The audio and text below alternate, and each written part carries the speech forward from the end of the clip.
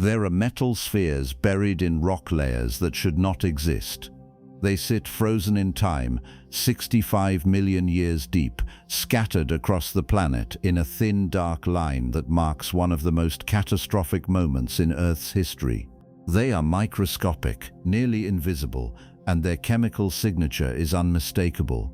Iridium, platinum, rhenium, isotopic ratios that match nothing natural on this planet's surface. And when modern scientists finally analyzed their composition in detail, they found something that made absolutely no sense. The spheres look identical to the fallout pattern you would expect from a nuclear event. Except humans did not exist 65 million years ago. Nothing remotely like us existed.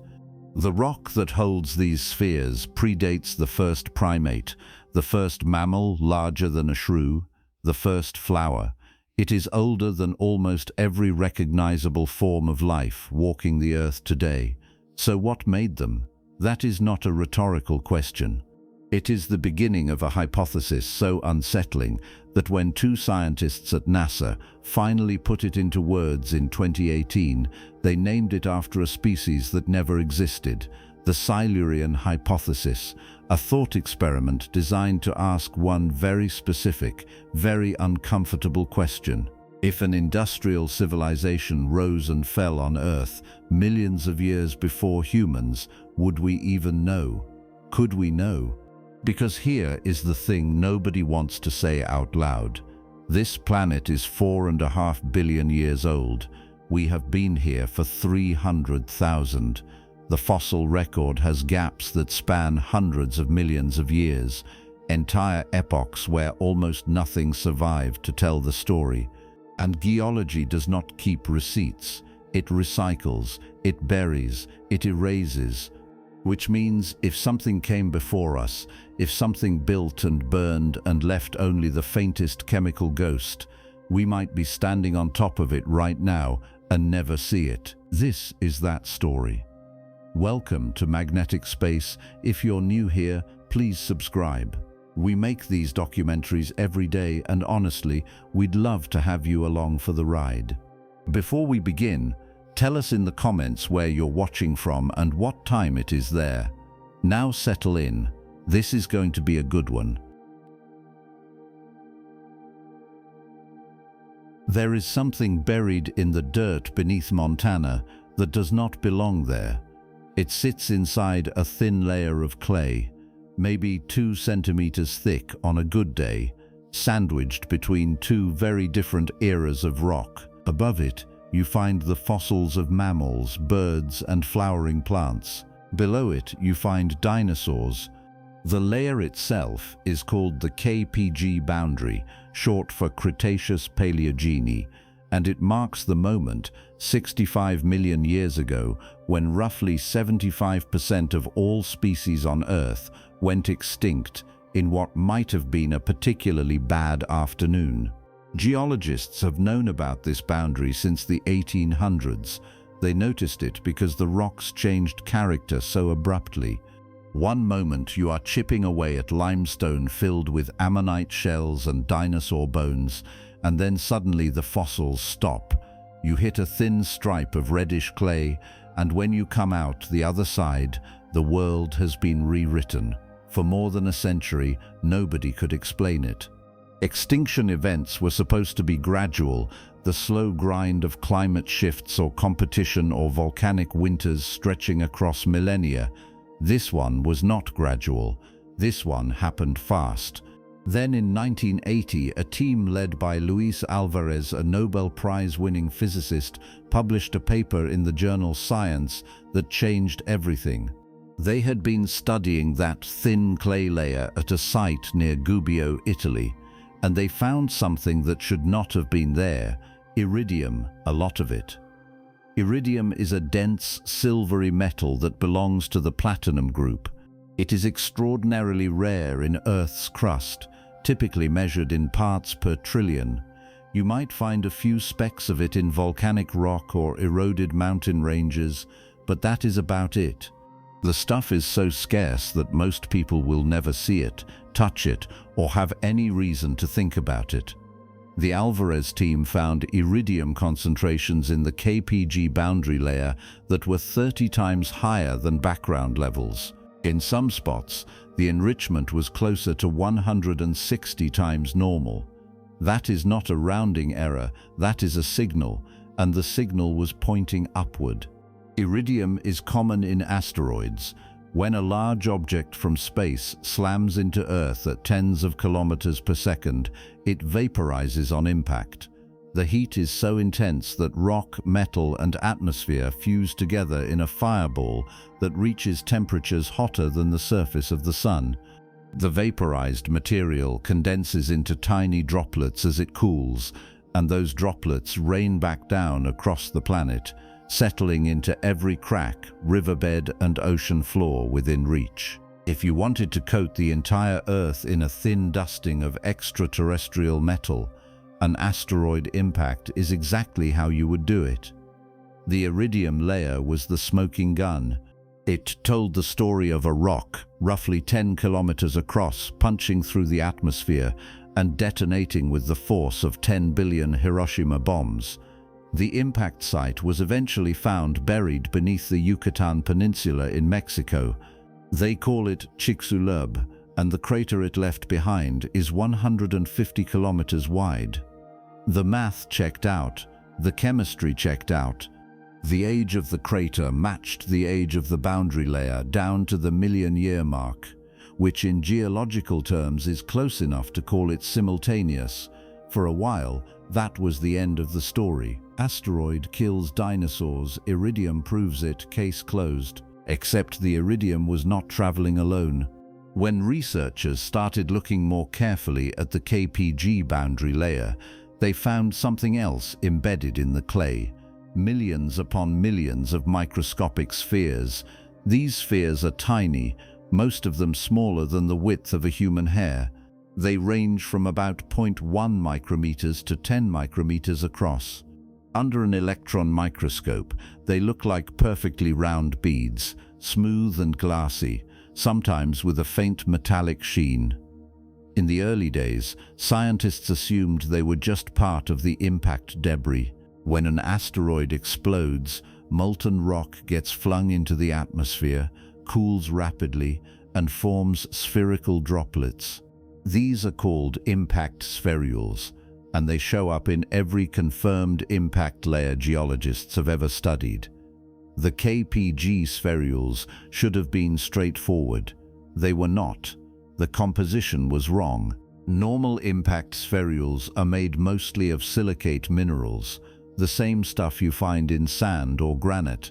They might contain trace amounts of nickel or iron if the impactor was a metallic asteroid, but the bulk of the material comes from the target rock, whatever the asteroid hit when it arrived. Earth's crust is oxygen, silicon, aluminium, iron, calcium. That is what you expect to find in the debris. The KPG spherules contain iridium, yes, but they also contain platinum, gold, osmium, rhenium, and ruthenium in concentrations that do not match any known natural process. These are some of the rarest elements on the periodic table. Platinum group metals, as they are called, are so uncommon in Earth's crust that mining operations consider themselves lucky to extract a few grams per ton of ore. In the KPG spherules, these metals show up in ratios that are inconsistent with typical asteroidal material and wildly inconsistent with volcanic rock. Here is where it gets strange. The isotopic signatures are off. Isotopes are versions of the same element with different numbers of neutrons in the nucleus. Most elements have several stable isotopes that occur naturally in predictable ratios depending on where they formed. Oxygen, for instance, has 3 stable isotopes. If you measure the ratio of oxygen-16 to oxygen-18 in a rock sample, you can often figure out whether that rock formed in a volcanic eruption, a sedimentary basin, or a meteorite impact. The platinum and osmium isotopes inside the KPG spherules do not match the ratios you find in known asteroid samples. They do not match the ratios in Earth's mantle. They do not match the ratios in lunar rock or Martian meteorites. The closest match, and this is where people start shifting uncomfortably in their chairs, is to isotopic distributions seen in high-temperature industrial processes. Specifically, processes involving extreme heat, rapid cooling, and the presence of heavy metals under conditions that do not occur naturally on Earth. Not in volcanoes, not in asteroid impacts, not anywhere. David Kring, a geochemist at the Lunar and Planetary Institute, has spent decades studying impact spherules.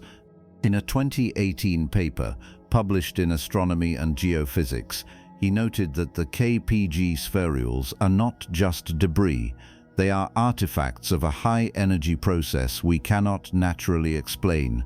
That sentence does not appear in most popular accounts of the extinction event. It should. Because what Kring is saying, in the cautious language scientists use when they are worried about sounding insane, is that these spheres look manufactured, not by humans. Humans would not exist for another 65 million years, but by something. The spherules are not limited to one location. They have been found in Montana, New Jersey, Denmark, Spain, the Pacific Ocean floor, the Gulf of Mexico. Anywhere geologists have bothered to look at the KPG boundary, the spheres are there. Millions of them per cubic centimeter of clay. If you were to collect every spherule from every exposed boundary layer on the planet, you would have enough material to fill several shipping containers. That is a lot of metal. That is a lot of whatever process created it running at global scale. For a long time, the standard explanation was that these spherules formed when molten ejecta from the Chicxulub impact was thrown into the upper atmosphere, cooled into droplets and rained back down. The iridium and platinum came from the asteroid itself. The isotopic weirdness was just a quirk of mixing, a blending of extraterrestrial material with vaporized crust in proportions that happened to look strange but were ultimately within the bounds of normal impact physics. That explanation worked until someone did the math. An asteroid 10 kilometers across contains a finite amount of platinum group metals. Even if that asteroid was unusually rich in iridium and platinum, which Chicxulub apparently was, you can calculate how much of that material would have been dispersed globally after the impact. The answer is not enough, not by a factor of 10. The concentrations of rare metals in the KPG boundary layer are higher than an asteroid of that size, and composition should have been able to produce. Either Chicxulub was not the only impact, which no one has found evidence for, or something else contributed to the metal budget. Volcanic activity was the next candidate. The Deccan traps in India were erupting around the same time as the Chicxulub impact, pumping out millions of cubic kilometers of lava over the course of a few 100,000 years. Massive volcanic eruptions can inject metal-rich ash into the atmosphere. If the Deccan eruptions were particularly intense right around the time of the extinction, maybe they added iridium and platinum to the mix. Except volcanic ash does not produce microscopic metal spheres with the kind of crystalline structure seen in the KPG samples. Volcanic particles are irregular, jagged, full of gas bubbles. They look like shattered glass under a microscope. The KPG spherules are smooth, dense, and in many cases perfectly spherical. That requires rapid cooling from a molten state in a low-friction environment. You can get that in an impact fireball. You can also get it in an industrial furnace. Here is the part that does not get talked about much. Some of the spherules contain elements that should not exist in a 65 million year old rock layer. Trace amounts of plutonium-244, for instance, which has a half-life of 80 million years. If these spherules formed 65 million years ago, any plutonium present at the time of formation should have decayed by now. Not completely, but enough that detecting it would require extraordinarily sensitive instruments and a lot of luck. And yet there it is, not in every sample, but in enough of them that dismissing it as contamination does not hold up under scrutiny. Plutonium-244 is not a common contaminant. It is not something that randomly shows up in dirt. It is produced in supernova explosions and in certain types of nuclear reactions. If you find it in a rock, you have to explain how it got there. The standard explanation is that a nearby supernova sprinkled trace amounts of plutonium across the solar system shortly before the KPG event, and some of that material made it into the impact debris. That explanation is not impossible. Supernovae do produce plutonium, but the timing has to be almost absurdly precise. The supernova would have had to occur within a few million years of the impact, close enough that the plutonium had not yet decayed, but far enough in the past that it had time to mix into the asteroid belt and get incorporated into the object that eventually hit Earth. Possible, yes. Likely, not really. And it still does not explain the isotopic ratios. It does not explain why the spherules look so much like the byproducts of high-temperature smelting, or why their size distribution follows a pattern more consistent with aerosol condensation in a controlled environment than with chaotic atmospheric dispersal. It does not explain why some of the spherules contain internal layering, alternating bands of metal and silicate that suggest multiple heating and cooling cycles. Natural impact spherules do not do that. They form once, cool once, and that is the end of their story. These ones look like they were processed. In 2018, a team of researchers led by Adam Frank at the University of Rhode Island published a paper in the International Journal of Astrobiology titled The Silurian Hypothesis. The paper was not about the KPG boundary specifically. It was about a broader question. If an industrial civilization had existed on Earth millions of years before humans, what traces would it leave behind, and how would we recognize them? The answer, it turns out, is not obvious. Buildings erode, roads get buried, metal corrodes. Even something as durable as concrete breaks down over geological timescales. If a civilization rose and fell 10 million years ago, let alone 65 million, almost nothing would survive in a form we would immediately recognize. No cities, no monuments, no convenient time capsules with instruction manuals. What might survive, Frank argued, are chemical and isotopic signatures, anomalies in the geological record that do not fit natural processes, spikes in rare elements, unusual concentrations of synthetic compounds, shifts in carbon isotope ratios that suggest large-scale combustion of fossil fuels, and, hypothetically, microscopic artifacts, things too small to erode, too chemically stable to decay, embedded in rock layers where they could sit undisturbed for tens of millions of years, things like metal spheres. The Silurian hypothesis was not claiming that an ancient civilization actually existed. It was a thought experiment, a way of asking what evidence we should look for if we wanted to test the idea seriously. The paper was careful, methodical, and hedged with enough caveats to satisfy peer review. It also attracted immediate criticism. Geologists pointed out that there is no evidence of tool marks, no fossilized structures, no clear industrial waste. Biologists noted that the fossil record shows a continuous evolutionary lineage with no gaps large enough to hide a technological species. The consensus was that the hypothesis was interesting as a framework, but unsupported by data. And yet the KPG spherules kept sitting there in the clay, refusing to fit neatly into any box. They are too metal-rich to be normal impact debris, too widespread to be a localized phenomenon, too precisely structured to be random. Every natural explanation requires at least one thing to have happened that we have never observed happening anywhere else. Which brings us to the uncomfortable question: if these spheres are not natural, what are they? And if they were made, who made them?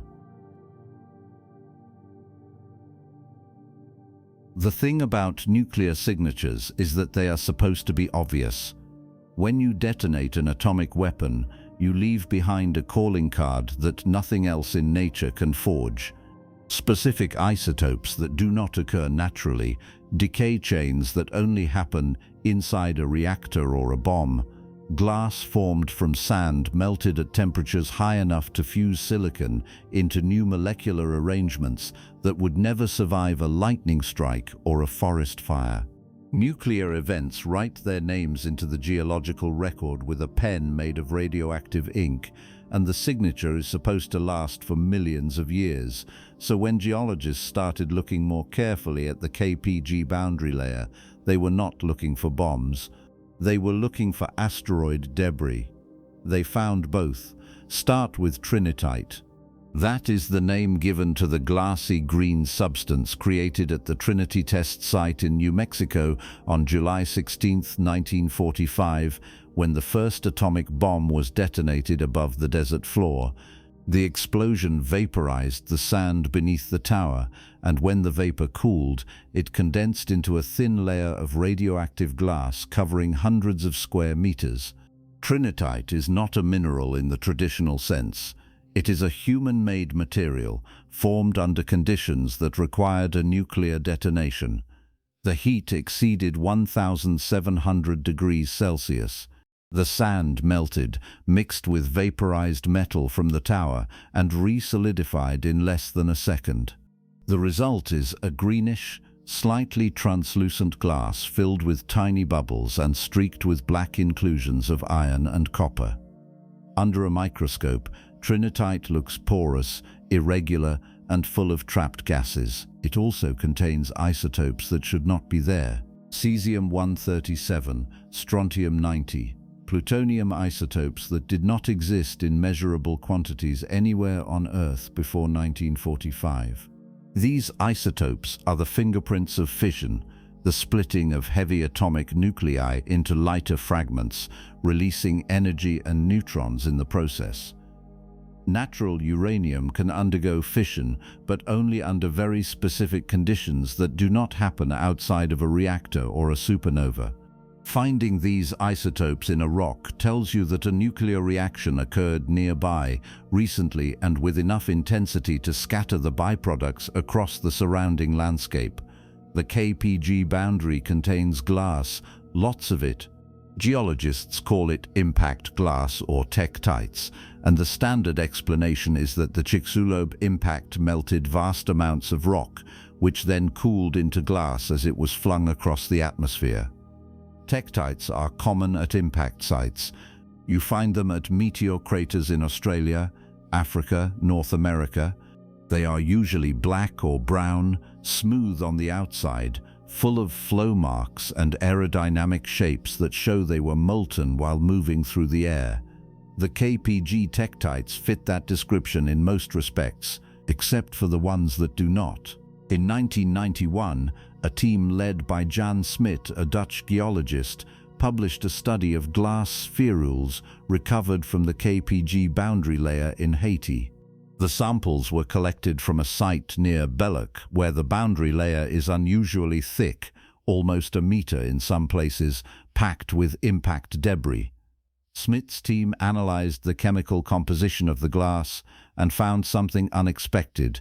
The spherules contained trace amounts of elements that are enriched in nuclear reactions but rare in natural rock. Specifically, they found elevated levels of cesium, barium, and strontium in ratios that did not match the composition of the surrounding limestone or the expected composition of an asteroid. The isotopic signatures were even stranger. Some of the spherules showed a depletion of uranium-235 relative to uranium-238, a pattern that occurs when uranium undergoes neutron capture, a process that does not happen in asteroid impacts but is common in nuclear reactors and weapons. Depleted uranium is not a naturally occurring material. Natural uranium consists of about 99.3% uranium-238 and 0.7% uranium-235. When uranium is enriched for use in reactors or weapons, the uranium-235 is concentrated, and the leftover material, called depleted uranium, has a much lower ratio of uranium-235 to uranium-238. Depleted uranium is denser than lead, highly resistant to corrosion, and because it contains less of the fissile isotope, it is less radioactive than natural uranium. It is used in armor-piercing ammunition, radiation shielding, and counterweights in aircraft.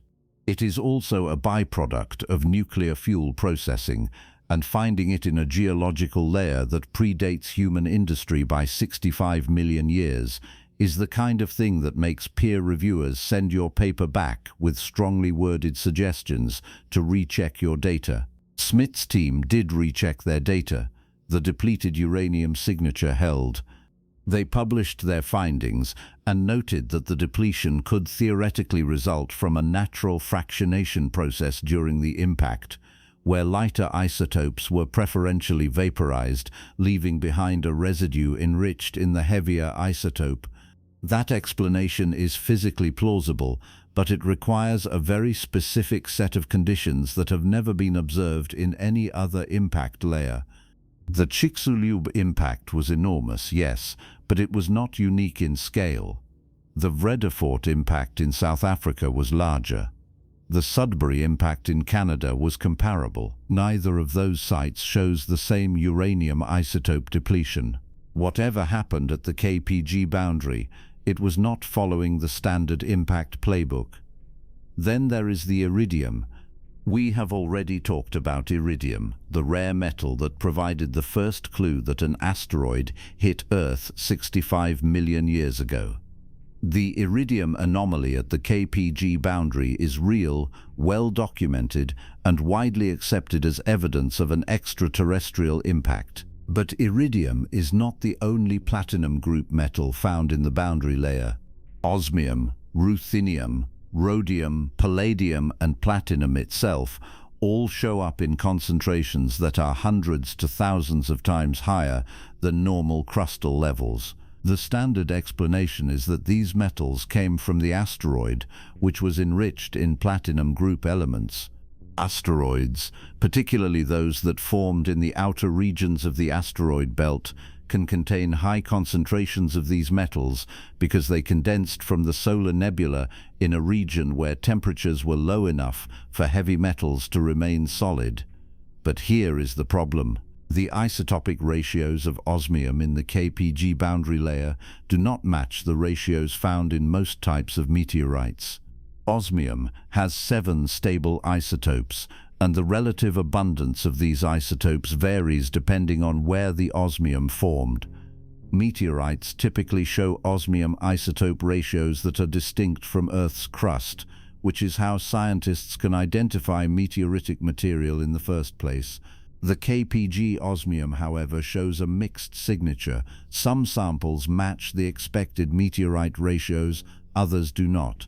They show ratios that are closer to what you would expect from deeply buried crustal material, the kind that sits in the mantle, far below the surface, where it has been isolated from the atmosphere and oceans for billions of years. That would make sense if the impact had excavated mantle rock and mixed it with the asteroid debris, except the impact crater at Chicxulub did not dig deep enough to reach the mantle. The deepest parts of the crater penetrated about 30 kilometers into the crust, nowhere near the mantle boundary, which sits about 60 kilometers down in that region. A few researchers have proposed that the osmium anomaly could be explained by a mantle plume, a jet of hot rock rising from deep within the Earth that happened to be active in the same region at the same time as the impact. The Deccan traps in India, which were erupting around the time of the extinction, are thought to be fed by a mantle plume. If a similar plume was active beneath the Yucatan Peninsula, it could have contributed mantle-derived osmium to the boundary layer, mixing with the asteroid debris in a way that muddled the isotopic signatures. That explanation has its champions, but it also has a timing problem. Mantle plumes move slowly. They take tens of millions of years to rise from the deep mantle to the surface. If a plume was active beneath the Yucatan 65 million years ago, we should see evidence of prolonged volcanic activity in that region leading up to the impact. We do not. The Yucatan was volcanically quiet for at least 20 million years before the KPG event. No lava flows, no ash layers, no signs of a plume doing anything at all. This is where the reinterpretation starts to look less like conspiracy thinking and more like a legitimate scientific puzzle. The platinum group metals are there, the isotopic signatures are weird, the glass contains elements that should not be enriched, the uranium is depleted.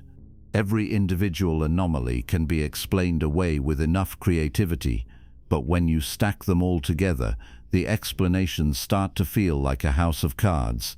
You need the asteroid to have had exactly the right composition. You need the impact to have vaporized exactly the right layers of crust. You need fractionation processes that have never been observed anywhere else. You need a mantle plume that left no other trace. At some point, Occam's razor starts cutting the other way. Now add vitrification. That is the technical term for turning rock into glass through intense heat. It happens naturally in volcanic eruptions, lightning strikes, and asteroid impacts. But it also happens in nuclear explosions. When a nuclear weapon detonates near the ground, the fireball can reach temperatures of several million degrees Celsius at its core, hot enough to vaporize steel, concrete, and rock. The heat pulse lasts only a fraction of a second, but in that time, sand and soil within a few hundred meters of ground zero are melted, fused, and resolidified into glass. The Trinity test site in New Mexico is the most famous example, but vitrified soil has been found at every atmospheric nuclear test site ever studied. The glass is usually greenish, smooth, and riddled with bubbles from trapped gases. It also contains radionuclides, the radioactive isotopes produced by the fission process. Vitrified rock has been found in several places around the world, in layers that predate human civilization by thousands of years. One of the most studied examples is in Scotland, where a series of ancient hill forts contain walls made of stone that has been fused into glass. The forts are called vitrified forts, and there are at least 60 of them scattered across Scotland, Ireland, and parts of France. The walls are not just scorched or blackened. They are melted, fused together into solid masses of glass and stone that would require sustained temperatures of at least 1,100 degrees Celsius to form. Archaeologists initially assumed the vitrification was deliberate, that the builders had set massive fires to strengthen the walls. But experiments have shown that even the hottest wood fires do not reach the temperatures needed to vitrify stone on that scale. You would need something hotter, much hotter. Some researchers have suggested that the vitrification was caused by warfare, that enemy forces used a primitive form of Greek fire or some other incendiary weapon to attack the forts. Others have proposed lightning strikes, though the odds of lightning hitting the same structure repeatedly with enough intensity to melt several tons of stone are vanishingly small.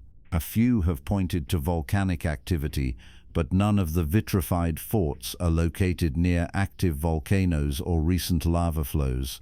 The mystery remains unsolved, and the forts are generally treated as archaeological curiosities rather than evidence of anything more exotic. But vitrified rock also shows up in places where there are no forts, no obvious human activity, and no clear geological explanation. In 1952, a Soviet geologist named Alexei Pavlovich Okla published a report describing extensive vitrification in a remote region of the Gobi Desert. The site, located in what is now southern Mongolia, contains roughly 100 square kilometers of desert sand that has been fused into glass. The glass is not uniform. It is patchy, concentrated in irregular zones that suggest multiple heat sources rather than a single event. Some areas show signs of having been melted more than once, with layers of glass stacked on top of each other, separated by thin bands of unmelted sand. That layering pattern is difficult to explain with natural processes. Volcanic eruptions produce a single flow of molten rock that solidifies once and does not remelt unless another eruption occurs in the same spot, which is rare. Lightning strikes do not produce layered vitrification. Wildfires do not get hot enough. Oakler's report suggested that the glass was the result of meteorite impacts, but no impact craters have been found in the region, and the distribution of the vitrified zones does not match the expected pattern of debris from airbursts or ground impacts. The Gobi glass has since been analyzed by multiple research teams, and the results are strange. The glass contains elevated levels of rare earth elements, including lanthanum, cerium, and neodymium, which are typically concentrated in the Earth's crust, but not in meteorites. It also contains trace amounts of isotopes that are consistent with neutron capture, the same process that produces depleted uranium.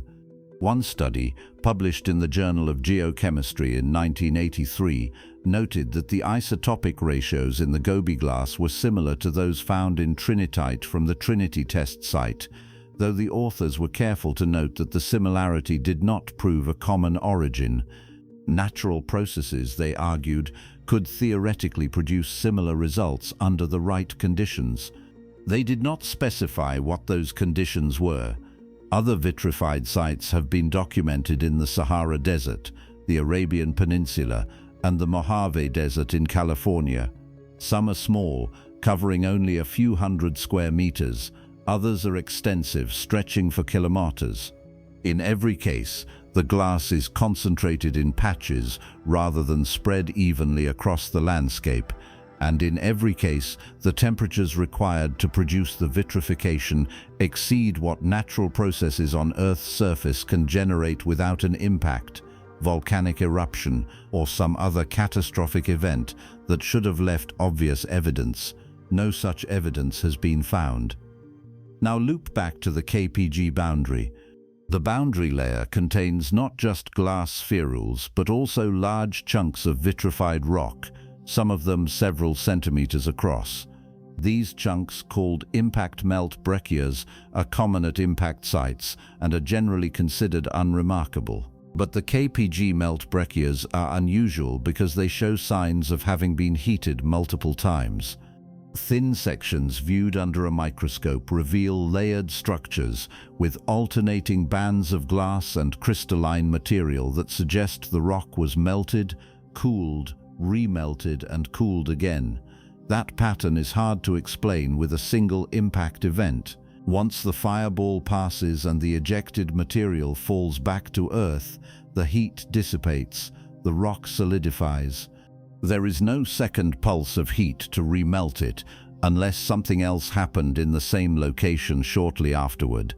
Some geologists have proposed that the layering is the result of the rock being buried under hot ejecta, which kept it molten for longer than usual. Others have suggested that the impact triggered volcanic eruptions in the surrounding region, providing a secondary heat source. Neither explanation fits perfectly. Buried ejecta would produce a more uniform heating pattern, not the sharp boundaries between melted and unmelted layers seen in the breccias. And if volcanism was involved, we should see volcanic ash or lava flows in the boundary layer, which we do not. The alternative explanation, the one that does not get discussed much in polite academic circles, is that the KPG boundary records more than one high-energy event. Not necessarily two asteroid impacts, though that is possible, but two sources of extreme heat arriving close enough together in time that their signatures got mixed into the same thin layer of clay. One source could have been the Chicxulub impact. The other could have been something else, something that produced heat, vitrified rock, enriched the surrounding area with rare metals and unusual isotopes, and left behind glass spherules that look suspiciously like the byproducts of a nuclear detonation. This is not a mainstream view. Most geologists who work on the KPG boundary will tell you flatly that the nuclear interpretation is unsupported, unnecessary, and inconsistent with the bulk of the evidence. The iridium came from an asteroid. The vitrification came from the impact. The isotopic anomalies are the result of natural fractionation and mixing processes that are admittedly not well understood, but are certainly not evidence of an ancient nuclear war. The scientific consensus is clear, and it has decades of careful research behind it. But consensus is not the same as certainty, and every so often a new paper comes out that adds another piece to the puzzle that does not quite fit. In 2022, a team from the University of California, Berkeley, published an analysis of KPG boundary samples from a site in New Zealand. The samples contained traces of technetium-99, a radioactive isotope with a half-life of about 211,000 years. Technetium does not occur naturally in Earth's crust. It is produced in nuclear reactors, in supernova explosions, and in certain types of radioactive decay chains that involve uranium and plutonium. Finding it in a 65-million-year-old rock layer should be impossible. The isotope would have decayed completely long ago. Unless the rock is not 65 million years old, which radiometric dating confirms it is, or unless the technetium was introduced much more recently, which contamination studies rule out, or unless it was produced in situ by some process that we have not accounted for. The Berkeley team proposed that the technetium was produced by neutron capture in uranium atoms within the rock, triggered by the intense radiation environment created during the Chicxulub impact. Uranium can absorb neutrons and transform into heavier elements through a series of beta decays, eventually producing isotopes like technetium. That process, called neutron activation, happens in nuclear reactors and particle accelerators, but it requires a sustained flux of neutrons that is orders of magnitude higher than what an asteroid impact should produce. The heat and pressure from an impact can liberate neutrons from atomic nuclei, but not in sufficient quantities to activate uranium over a wide area. You would need a neutron source that lasted for minutes or hours, not milliseconds. The only natural events that produce that kind of neutron flux are supernova explosions and the cores of dying stars. Neither of those were happening on Earth 65 million years ago. So where did the neutrons come from? The Berkeley paper does not offer a definitive answer. It suggests that future research should investigate whether there are unknown geophysical processes capable of generating high neutron fluxes during large impacts. That is the academic equivalent of saying, we have no idea and we are uncomfortable admitting it. The uncomfortable part is not that the KPG boundary contains weird isotopes and vitrified glass. The uncomfortable part is that every time someone looks closely enough, they find another signature that should not be there.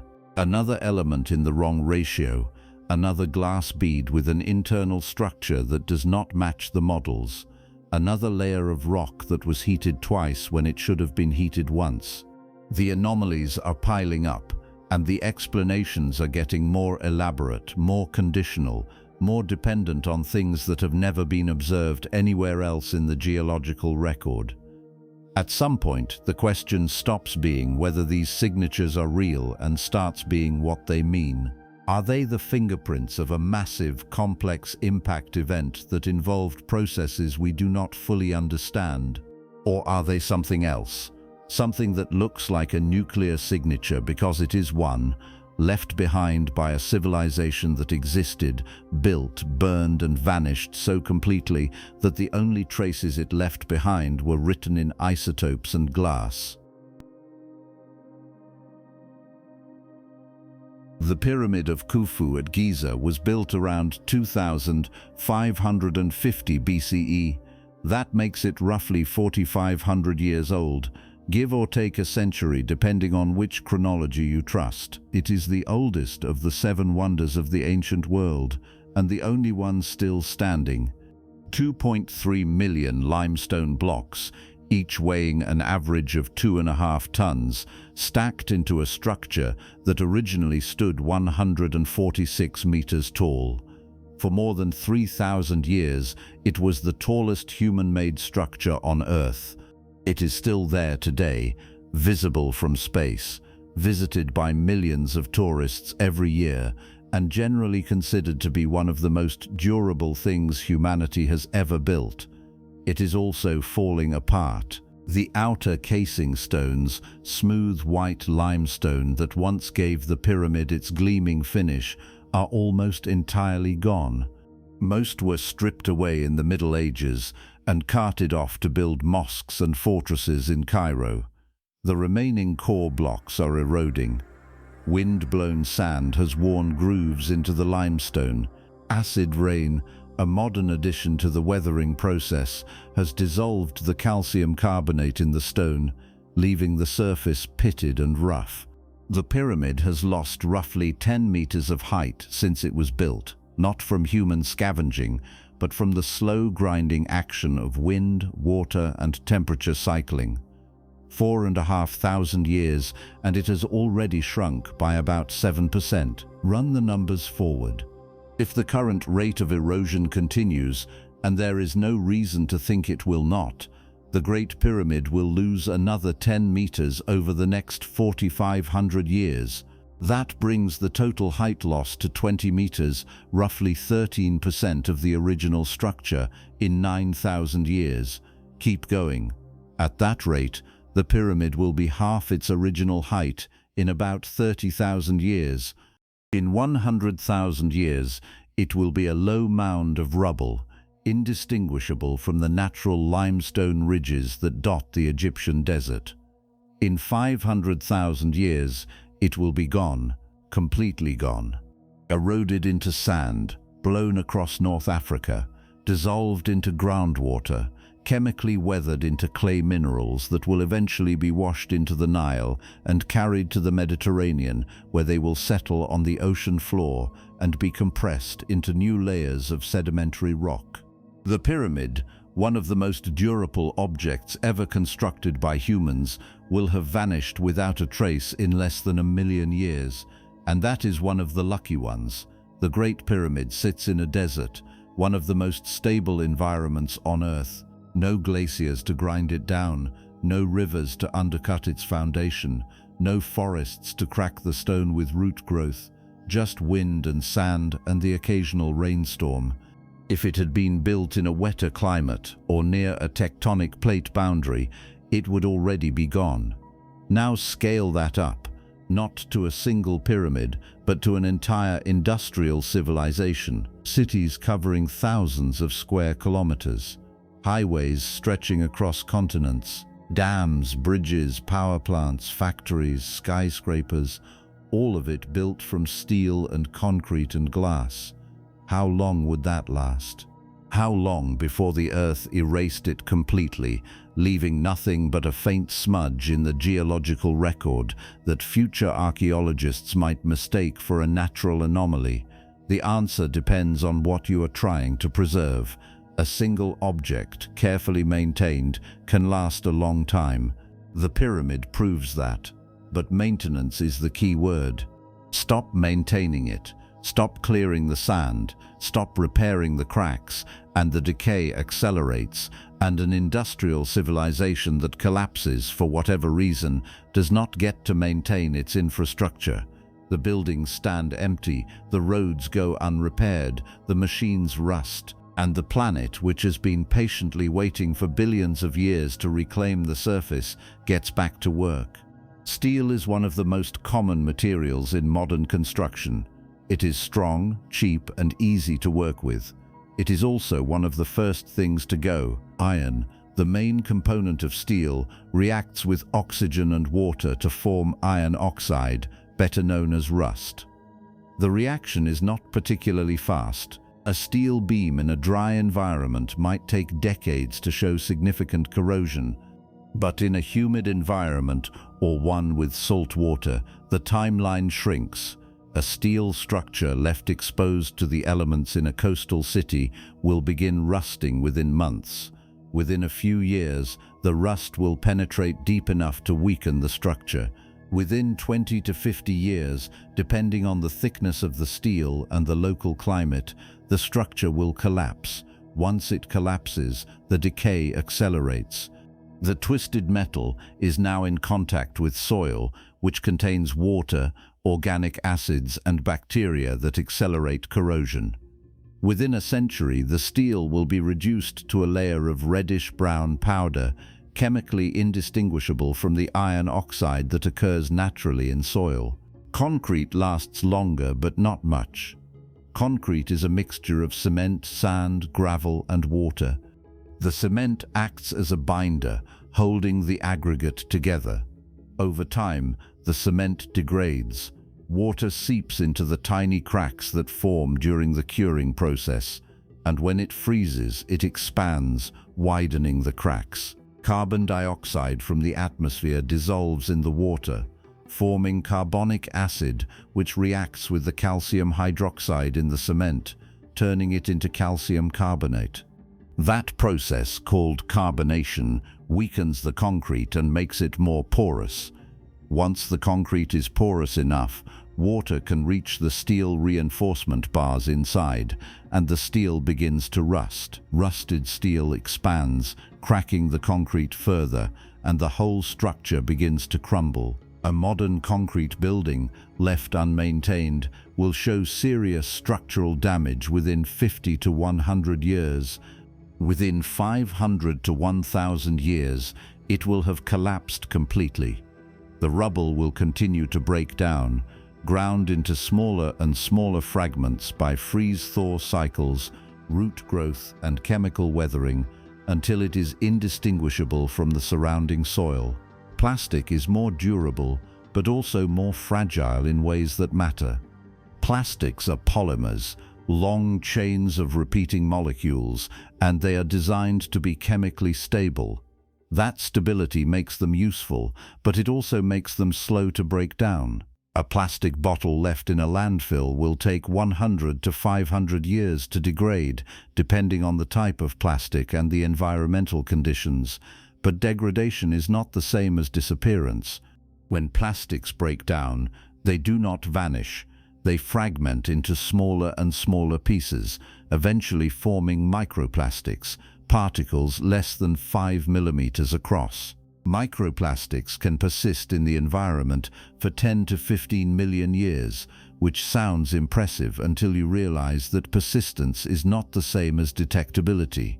A microplastic particle sitting in a sedimentary rock layer 10 million years from now will be chemically distinct from natural minerals, yes, but it will be microscopic, scattered, and buried under kilometers of rock. Finding it would require knowing exactly where to look, drilling down to the right layer, and analyzing the samples with equipment sensitive enough to detect synthetic polymers in concentrations of parts per billion. Possible, yes, but not the kind of thing a future geologist would stumble across by accident. And even if they did find it, what would it tell them? That something synthetic existed? Not what it was, not who made it, not when it was made, unless they could also measure the decay products and work backward, which gets harder the older the sample is. A plastic bottle buried for 10 million years does not look like a bottle anymore. It looks like a diffuse scattering of carbon-based molecules embedded in rock. You would need to already know that industrial civilizations produce plastics in order to recognize the signature as significant. If you did not have that context, you might mistake it for a natural petroleum seep, a tar deposit, or some other organic residue that had been cooked by geothermal heat and then frozen in place. The real problem is not that materials decay. The real problem is that the Earth does not sit still.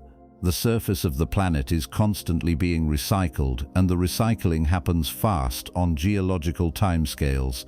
The process starts with plate tectonics, the slow churning of the Earth's crust, driven by heat rising from the mantle. The crust is broken into roughly a dozen major plates, and those plates are moving. Some are pulling apart, creating new crust at mid-ocean ridges where molten rock wells up from below and solidifies. Others are crashing together, forcing one plate to slide beneath the other in a process called subduction. The subducted plate sinks back into the mantle, where it is heated, melted, and eventually reabsorbed into the churning mass of molten rock beneath the crust. Subduction is the Earth's recycling program, and it is ruthlessly efficient. Oceanic crust, the thin basaltic layer that covers the ocean floor, is subducted at a rate of about 2 to 5 centimeters per year. That does not sound like much, but over geological time it adds up. The oldest oceanic crust on Earth is only about 200 million years old, located in the western Pacific near Japan. Everything older has already been subducted and destroyed. Continental crust lasts longer because it is thicker and more buoyant, but it does not last forever. Mountains erode, sediments are washed into the oceans, and eventually even continental crust gets dragged into subduction zones and recycled. The entire surface of the Earth, continents and all, is replaced roughly every 400 million years. That is the time frame we are working with. 400 million years to erase everything. But the erasure does not happen evenly. Subduction zones are concentrated along the edges of tectonic plates, places like the Pacific Ring of Fire, the west coast of South America, the Japanese archipelago. If an industrial civilization happened to build its cities in those regions, and many real civilizations have, because coastal areas are geologically active and also agriculturally productive, those cities would be subducted first. Within 10 to 20 million years, they would be gone, dragged into the mantle and melted. No ruins, no foundations, no remnants, just gone. Erosion handles the rest. Erosion is the process by which wind, water, ice, and gravity wear down the surface of the Earth, breaking rocks into smaller pieces and transporting them to lower elevations. It is slow, but it is relentless. The Appalachian Mountains, which once stood as tall as the Himalayas, have been eroded down to low, rolling hills over the past 300 million years. The mountains are still there, technically, but they have lost more than half their original height. In another few 100 million years, they will be worn down to sea level, and the rock that once formed their peaks will be scattered across the Atlantic Ocean floor in the form of sediment. Buildings erode faster than mountains. A building is made of materials that are not in chemical equilibrium with the environment. Steel wants to rust, concrete wants to carbonate, glass wants to devitrify, turning from a smooth, amorphous solid into a rough, crystalline material. Left alone, all of these materials will revert to more stable forms, and the structures they supported will collapse.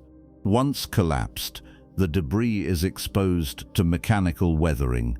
Freeze-thaw cycles crack the rubble into smaller pieces. Plant roots grow into the cracks, widening them. Wind-blown sand abrades the surfaces.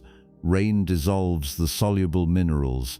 Over thousands of years, the rubble is ground down into soil, and the soil is washed away by rivers, carried to the ocean, and deposited as sediment.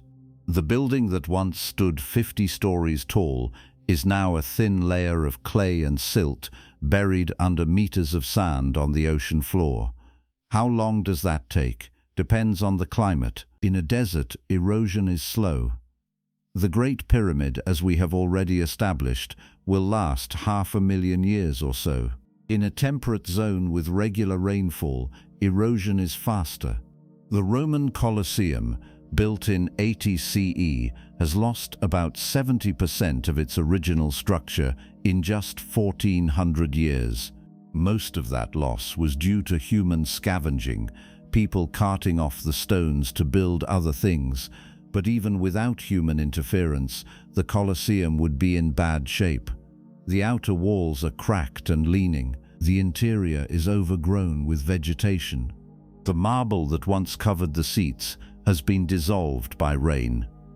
At the current rate of decay, the Colosseum will be a low mound of rubble within 500,000 years. In a tropical environment, erosion is even faster. The Maya city of Tikal, abandoned around 900 CE, was completely swallowed by jungle within a few centuries. When archaeologists rediscovered it in the mid-1800s, the temples were buried under meters of soil and vegetation. The limestone blocks were crumbling, dissolved by the acidic rainwater that falls constantly in the Guatemalan highlands. If the city had not been rediscovered and partially restored, it would have been completely eroded within another few thousand years. Now add subduction and volcanism to the mix. Volcanism creates new crust, burying whatever was on the surface before. The Hawaiian Islands are a good example. The islands are the tops of massive volcanoes rising from the ocean floor, and they are migrating northwest as the Pacific Plate moves over a stationary hotspot in the mantle. New islands form, grow, and then begin to erode as they move away from the hotspot.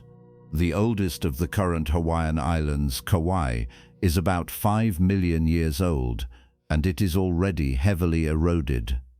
The youngest, the Big Island, is still growing, with active lava flows adding new land every year. In another 10 million years, the Big Island will have moved far enough from the hotspot that volcanism will cease, and erosion will begin to tear it down.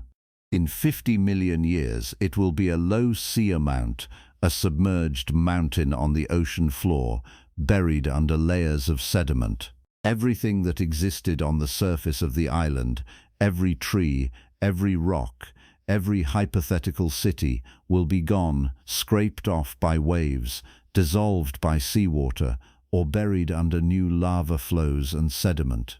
This is the geological recycling process in action, and it is why the Earth does not have a fossil record of its own surface older than a few 100 million years. The rocks are still there, but they have been buried, metamorphosed, melted, or subducted. The surface features, the things that would tell you what the planet looked like at any given moment, are gone. And if natural features like mountains and rivers cannot survive more than a few 100 million years, what chance does an artificial structure have?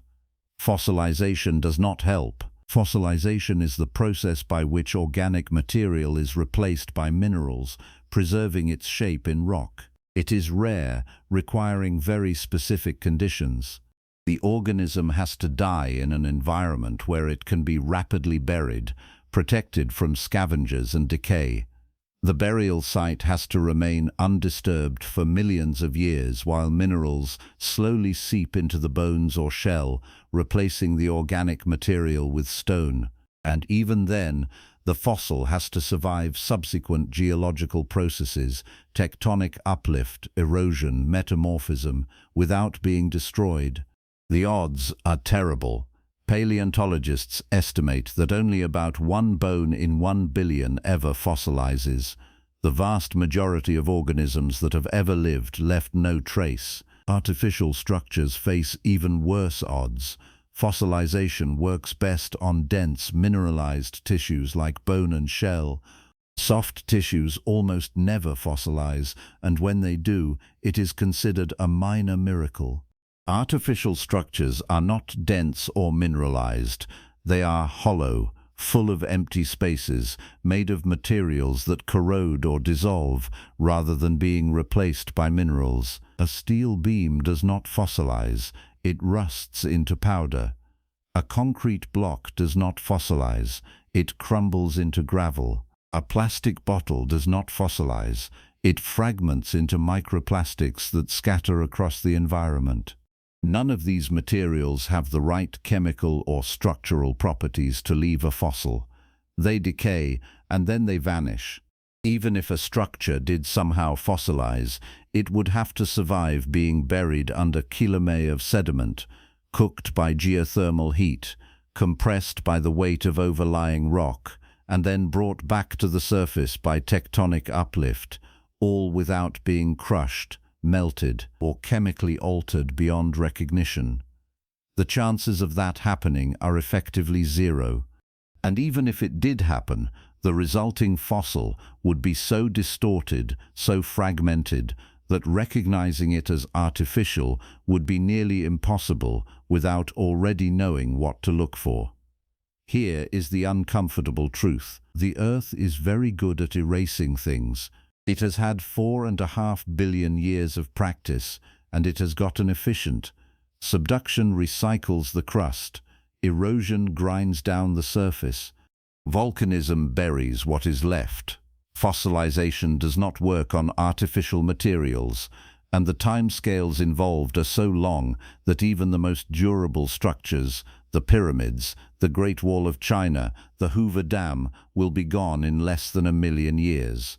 Completely gone, not just ruined, not just buried, but chemically and physically erased, their atoms scattered across the planet in forms that no future geologist would recognize as having once been part of a building.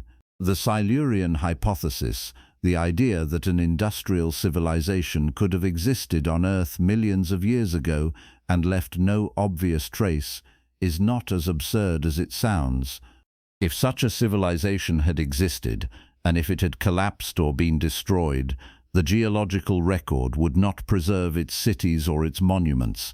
Those would be gone. What might survive, and this is the key point, are the chemical signatures, isotopic anomalies in the rock record, spikes in rare elements, layers of sediment with unusual carbon ratios or nitrogen isotopes that do not match natural processes, microscopic particles of synthetic materials embedded in ancient rock layers. These are the things that might persist, not because they are durable, but because they are chemically distinct enough to stand out against the background noise of natural geology. 4 million years is the threshold where 90% of surface evidence disappears. The buildings are rubble. The rubble is soil. The soil has been washed into the oceans and buried under new sediment. 10 million years and 99.9% is gone. The continents have been reshaped by erosion and volcanism. The ocean floors have been subducted and replaced.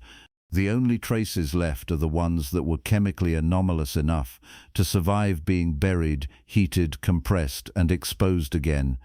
And even those traces are faint, scattered, easy to miss unless you know what you are looking for.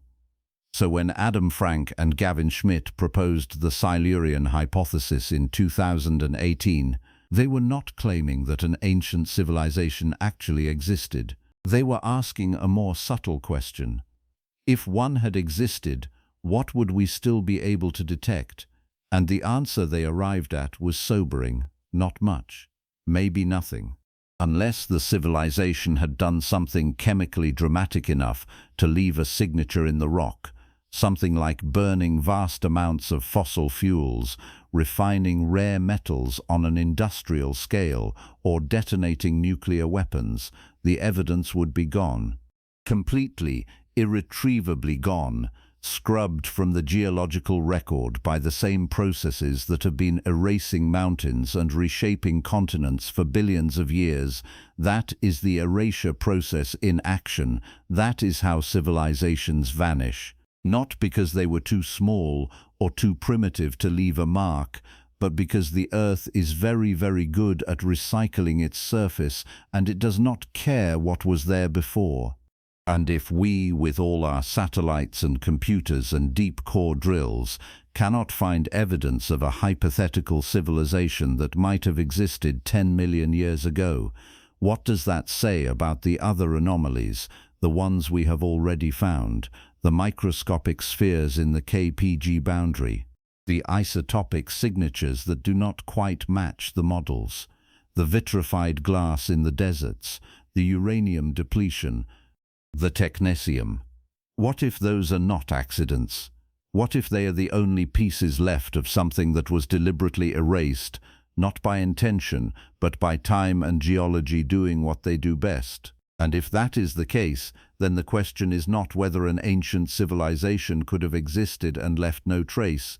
The question is whether we would recognize the trace if we found it, and whether we already have. Here is the problem with mass extinctions. They are supposed to make sense.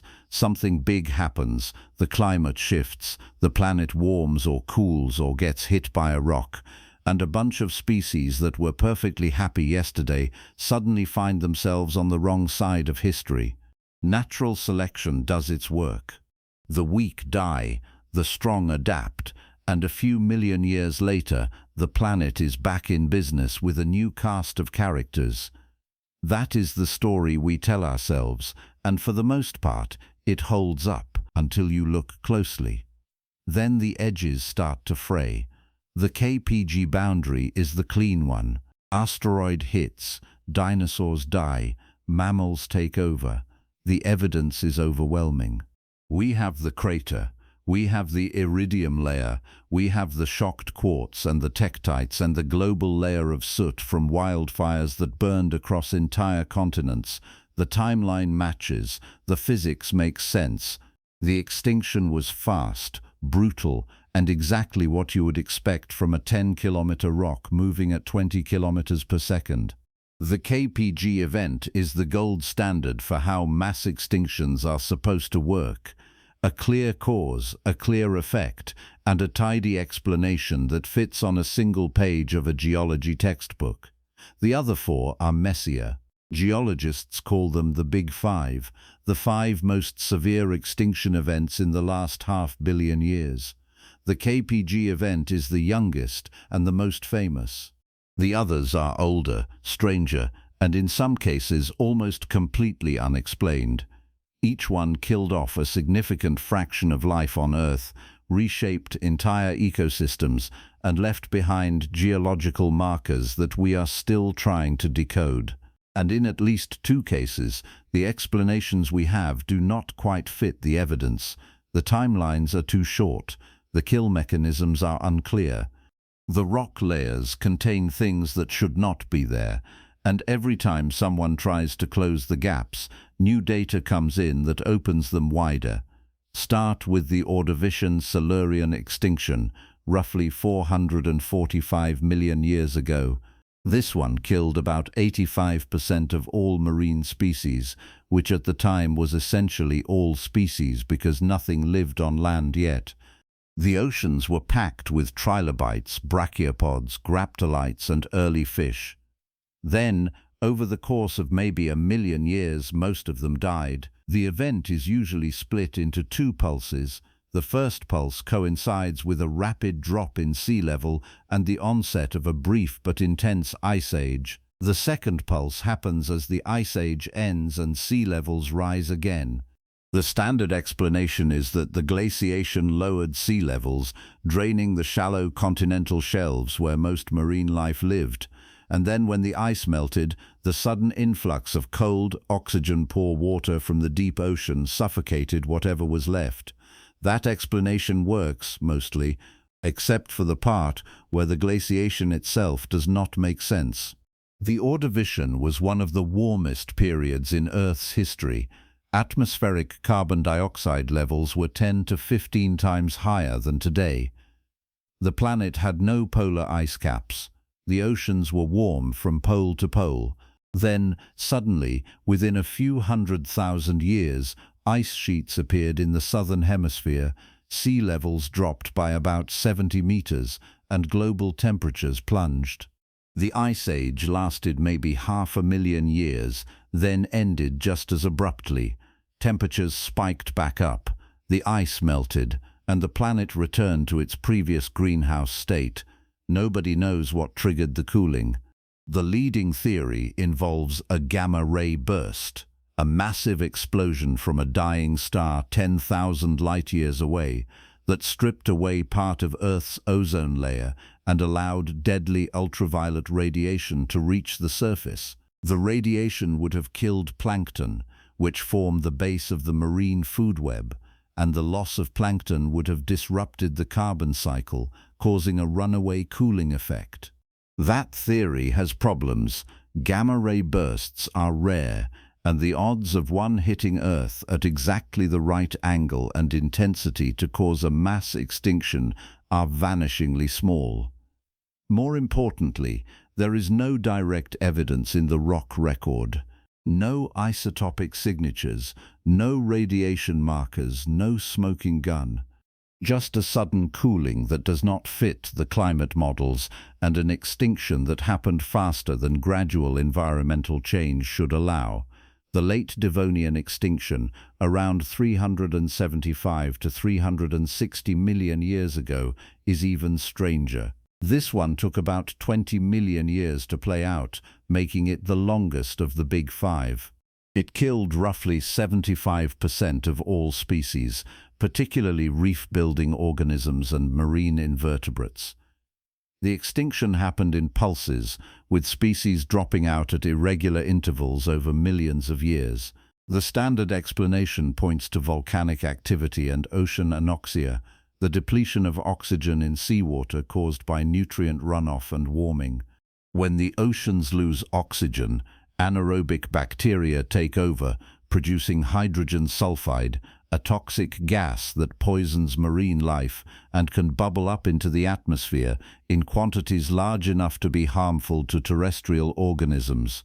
Anoxia is a real phenomenon, and the late Devonian rock record contains widespread black shales, sedimentary rocks rich in organic material that form in oxygen-poor environments. But the timing is off. The pulses of extinction do not line up neatly with the periods of maximum anoxia. Some species died when oxygen levels were still relatively high. Others survived through the worst anoxic events and then went extinct later after oxygen levels had recovered. The pattern does not fit a single sustained environmental stressor. It looks more like something kept hitting the ecosystem in waves, knocking out different groups at different times. Volcanic activity is the usual suspect, but the volcanic layers in the Devonian rock record are not extensive enough to account for the scale of the die-off. Some researchers have proposed a series of asteroid impacts, smaller than Chicxulub but still significant, spaced out over several million years. Evidence for those impacts is weak. A few scattered impact spherules, some shocked quartz in isolated locations, nothing definitive. The late Devonian extinction remains one of the least understood events in the geological record. Then there is the End-Triassic extinction, roughly 201 million years ago. This one killed about 70 to 80% of all species and cleared the way for the dinosaurs to take over. The extinction happened fast, geologically speaking, probably within a few 100,000 years. The leading explanation is the Central Atlantic Magmatic Province, a massive volcanic event that occurred as the supercontinent Pangaea began to break apart. The volcanism released enormous amounts of carbon dioxide, sulfur dioxide, and other gases into the atmosphere, triggering rapid global warming, ocean acidification, and widespread anoxia. The rock record supports this. There are huge lava flows covering parts of North America, South America, Africa, and Europe, all dating to the same narrow window of time. Mercury anomalies, spikes in mercury concentrations that are characteristic of volcanic eruptions, show up in sediment layers from around the world at the End-Triassic boundary. But mercury anomalies also show up in places where volcanic explanations do not fit. In 2021, a study published in Nature Geoscience found elevated mercury levels in End-Triassic sediments from the Arctic, far from any known volcanic centers. The mercury was not dispersed evenly. It was concentrated in thin layers, suggesting a rapid deposition event rather than gradual accumulation over thousands of years. The researchers proposed that the mercury was carried by atmospheric circulation from distant volcanic eruptions, but the concentrations were higher than models predicted. Either the eruptions were much larger than currently estimated, or something else was contributing mercury to the atmosphere. Natural sources of mercury include wildfires, which release mercury trapped in vegetation, and the weathering of mercury-rich rocks. Neither of those processes produces the kind of sharp spikes seen in the end-Triassic layers. Another source, one that does not get discussed much, is industrial activity. Mercury is used in mining, particularly gold mining, where it is used to separate gold from ore. If a civilization were refining metals on a large scale, the process would release mercury into the environment in quantities large enough to show up in sediment layers millions of years later. No one is seriously proposing that an ancient civilization caused the end Triassic extinction, but the mercury anomalies are there, and they are hard to explain with purely natural processes. The same issue shows up at the end Permian boundary, the worst extinction event in Earth's history. The end Permian extinction, 252 million years ago, killed about 90% of marine species and 70% of terrestrial species. It is sometimes called the Great Dying, and it came closer to wiping out complex life on Earth than any other event in the fossil record. The extinction happened fast. Some estimates put the duration at less than 60,000 years, which is a blink on geological timescales. The die-off was global, affecting every major ecosystem from the tropics to the poles. Coral reefs disappeared, forests collapsed. The oceans turned anoxic, and in some regions, eusinic, meaning they became so oxygen-depleted that hydrogen sulfide gas bubbled up to the surface, poisoning the atmosphere. The standard explanation is the Siberian traps, one of the largest volcanic events in Earth's history. Over the course of about 1 million years, massive eruptions covered an area roughly the size of Europe with lava, releasing trillions of tons of carbon dioxide, sulfur dioxide, and methane into the atmosphere. The carbon dioxide caused rapid global warming, raising average temperatures by about 10 degrees Celsius. The warming destabilized methane hydrates buried in the ocean floor, releasing even more greenhouse gases in a runaway feedback loop. The sulfur dioxide created acid rain, which dissolved limestone and released more carbon dioxide. The combination of warming, acidification, and anoxia killed most life in the oceans. On land, the warming caused widespread wildfires, and the acid rain destroyed forests. The planet was, by all accounts, a hellscape. The Siberian traps explanation works mostly. It accounts for the warming, the ocean chemistry changes, and the global distribution of the extinction. But it has problems. The timing is not perfect. The main phase of volcanism started before the extinction and continued after it. The peak of the eruptions does not line up precisely with the peak of the die-off. Some species that should have been killed by the initial warming survived for tens of thousands of years before finally going extinct, and the carbon isotope record, which tracks the ratio of carbon-12 to carbon-13 in ancient sediments, shows fluctuations that do not match what volcanic carbon dioxide alone should produce. Carbon isotopes are one of the key tools geologists use to reconstruct ancient climates. Plants preferentially absorb carbon-12 during photosynthesis, so when organic material is buried and turns into sediment, it has a lower ratio of carbon-13 to carbon-12 than the surrounding rock. During the end Permian extinction, the carbon isotope ratio in marine sediments drops sharply, by about 5 to 7 per mil. That drop indicates a massive influx of carbon-12 into the oceans and atmosphere. Volcanic carbon dioxide is enriched in carbon-12, so the drop fits the Siberian traps hypothesis. But the size of the drop is larger than what the traps alone should have produced. Something else was adding carbon-12 to the system. The methane hypothesis is the usual answer. Methane hydrates, frozen methane trapped in ice-like structures in the ocean floor, are highly enriched in carbon-12. If warming destabilized those hydrates and released massive amounts of methane into the atmosphere, that would explain the isotope drop. The problem is that methane releases should leave other signatures in the rock record. Methane oxidizes rapidly in the atmosphere, forming carbon dioxide and water. The oxidation process consumes oxygen, so you would expect to see a drop in oxygen levels recorded in the sediments. You do see that, but the drop is smaller than expected. Methane also reacts with sulfate in seawater, forming hydrogen sulfide and calcium carbonate. That reaction should produce distinctive carbonate minerals in the sediments, and in some places it does, but in other places the carbonates are missing, or they show up at the wrong time. The methane hypothesis explains part of the carbon isotope signal, but not all of it. Another possibility is coal.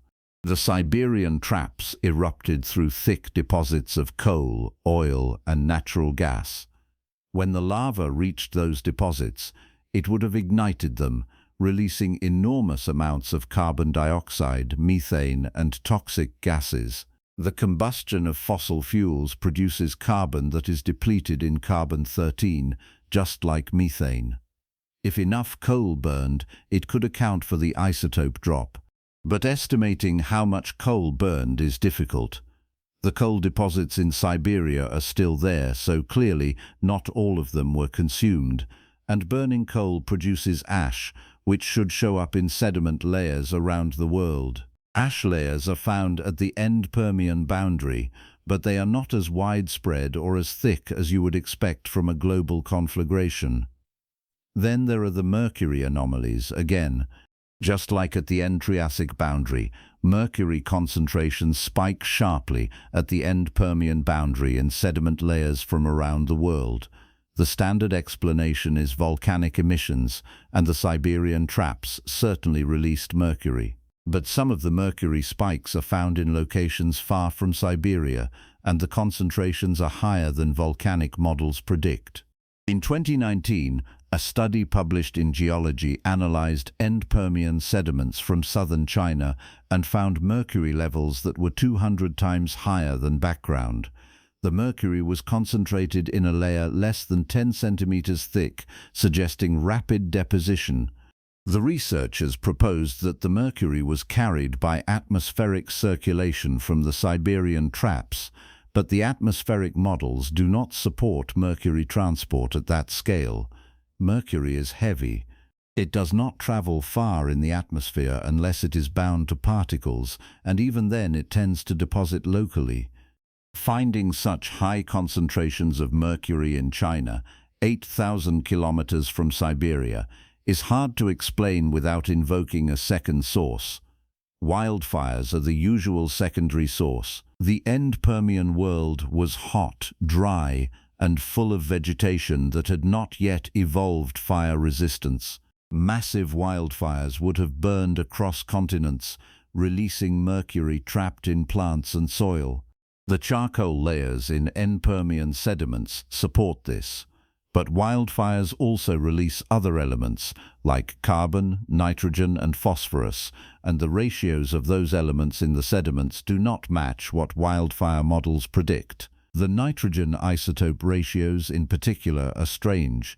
Nitrogen has two stable isotopes, nitrogen-14 and nitrogen-15. The ratio between them is used to trace nitrogen sources in ancient environments.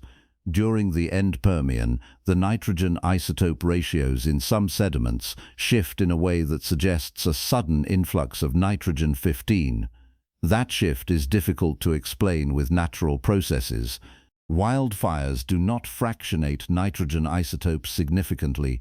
Volcanic emissions do, but not in the direction observed in the sediments.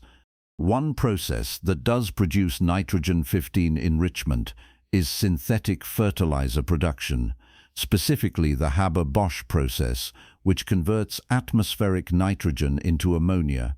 Synthetic fertilizers are enriched in nitrogen-15 compared to natural nitrogen sources, and their widespread use since the mid-20th century has left a detectable signature in modern sediments. Nobody is suggesting that an ancient civilization was using synthetic fertilizers 252 million years ago. But the nitrogen isotope anomaly is there, and it is one more data point that does not fit the standard volcanic explanation. The same issue shows up with other isotopes. Strontium isotope ratios, which track the weathering of continental rocks, show fluctuations that are too rapid to be explained by normal erosion. Osmium isotope ratios, which we have already discussed in the context of the KPG boundary, show mixing signatures that suggest multiple sources of osmium arriving in the oceans simultaneously. Every isotopic system tells a slightly different story, and none of the stories line up perfectly with the Siberian traps hypothesis. Here is where the extinction filter idea comes in. An extinction filter is the concept that certain types of events are systematically erased from the geological record because they do not produce the right kind of signatures. Volcanic eruptions produce ash, lava flows, and isotopic anomalies that persist for millions of years. Asteroid impacts produce craters, shocked minerals, and iridium layers. Both of those event types leave behind clear markers that geologists can identify long after the event itself is over. But what if an extinction event were caused by something that did not leave those markers? Something that killed on a massive scale but did it cleanly, without scattering debris across the planet or altering the chemistry of the oceans in obvious ways. A nuclear war, for instance. Not the kind fought with hydrogen bombs which produce fallout that spreads globally and leaves radioactive isotopes in sediments, but a localized nuclear exchange limited to a specific region using weapons designed to minimize fallout.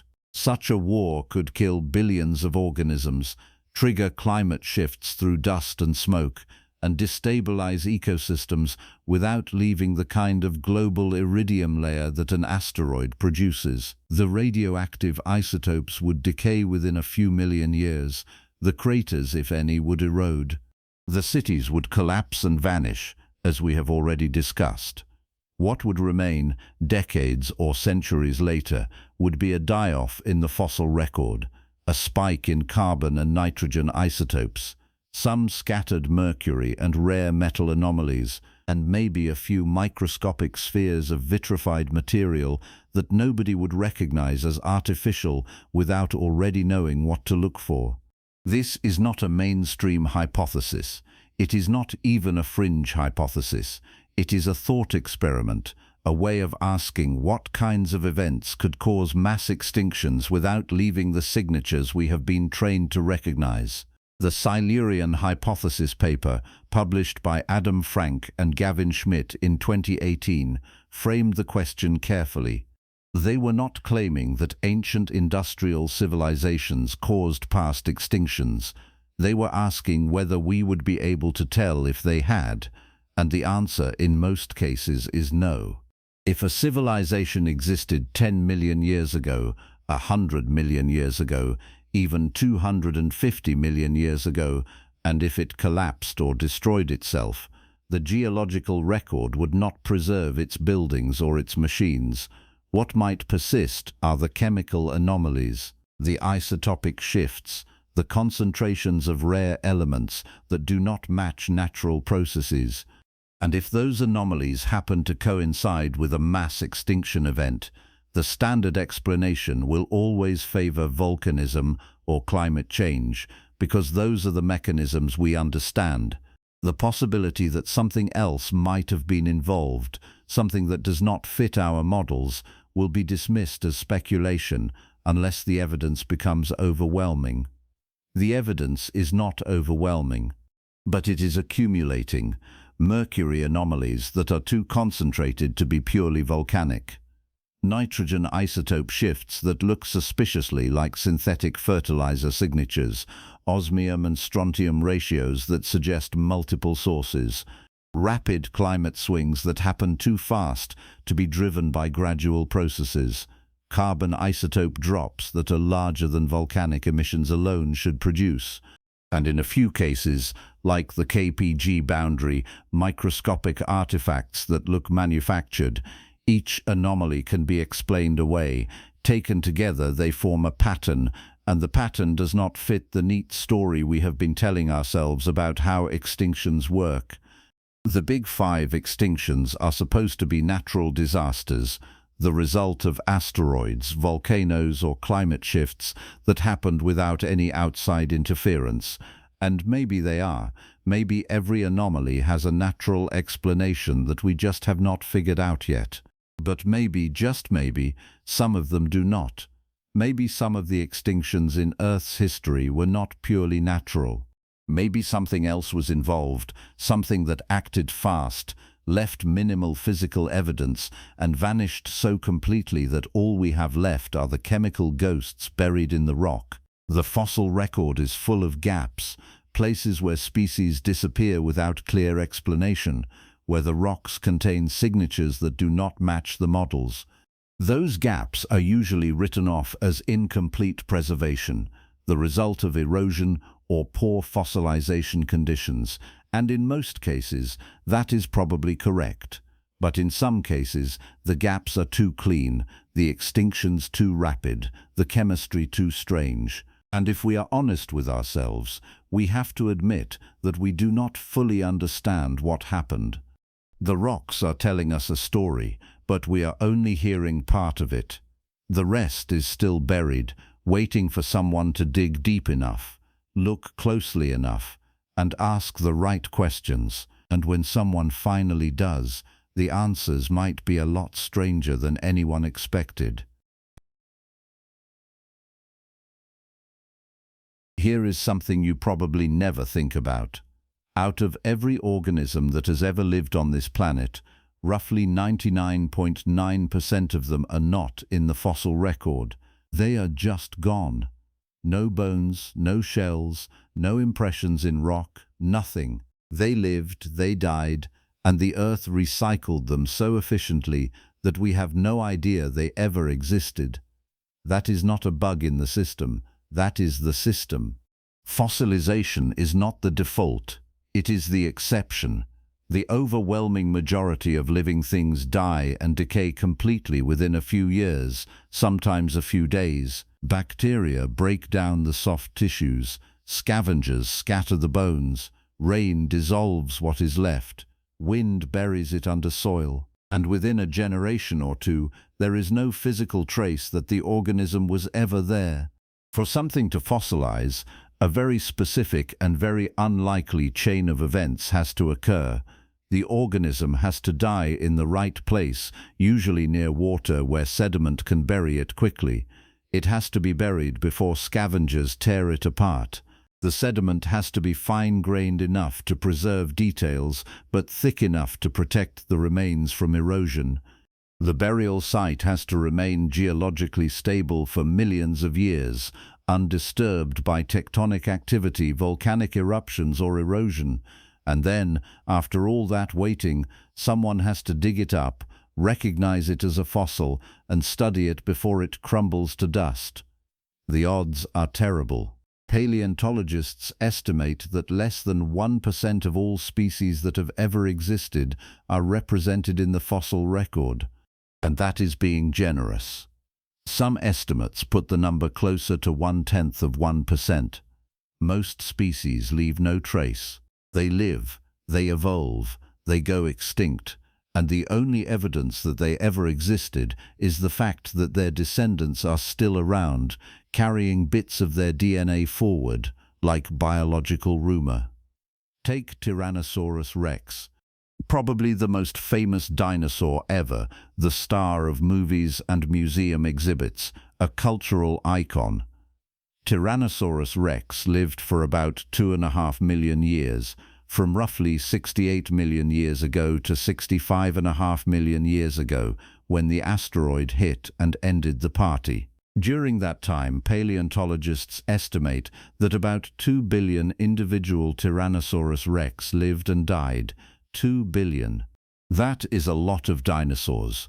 If you lined them up nose to tail, they would stretch from Earth to Mars and back, twice. Out of those 2 billion animals, we have found about 50 fossilized skeletons. 50, not 50,000, 50. That is a preservation rate of 0.00000025%. For every 2 billion Tyrannosaurus rex that walked the Earth, we found 50 bones. The rest are gone. Completely, utterly, irretrievably gone. And Tyrannosaurus rex is one of the lucky ones. It lived in the right environments, near rivers and floodplains where sediment was constantly being deposited. It had big, dense bones that were more likely to survive burial and mineralization. It lived relatively recently, geologically speaking, so its fossils have not been subjected to as much tectonic recycling as older species. And we have been actively looking for Tyrannosaurus rex fossils for more than a century, pouring resources into digs across North America where we know the right rock layers are exposed. Now imagine a species that did not have those advantages. A species that lived in the mountains, far from water, where erosion is the dominant process and sediment deposition is rare.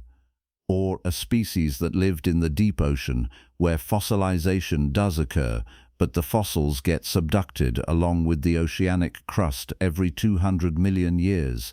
Or a species with no hard parts, no bones or shells, just soft tissue that rots away within days of death. Or a species that was simply rare, with a small population spread thinly across a large area, so that the chances of any individual dying in the right place to fossilize were vanishingly small. Those species are not in the fossil record. They cannot be. The geology does not allow it. This is the incompleteness problem, and it is worse than most people realize. The fossil record is not a comprehensive archive of life on Earth. It is a heavily edited highlights reel, full of gaps, biases, and missing chapters. It overrepresents species that lived in shallow marine environments because that is where sediment accumulates.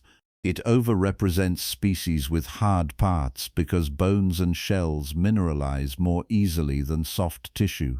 It overrepresents species that were common because the more individuals you have, the better your odds of at least one of them fossilizing. And it overrepresents recent species because their fossils have not had as much time to be destroyed by geological processes.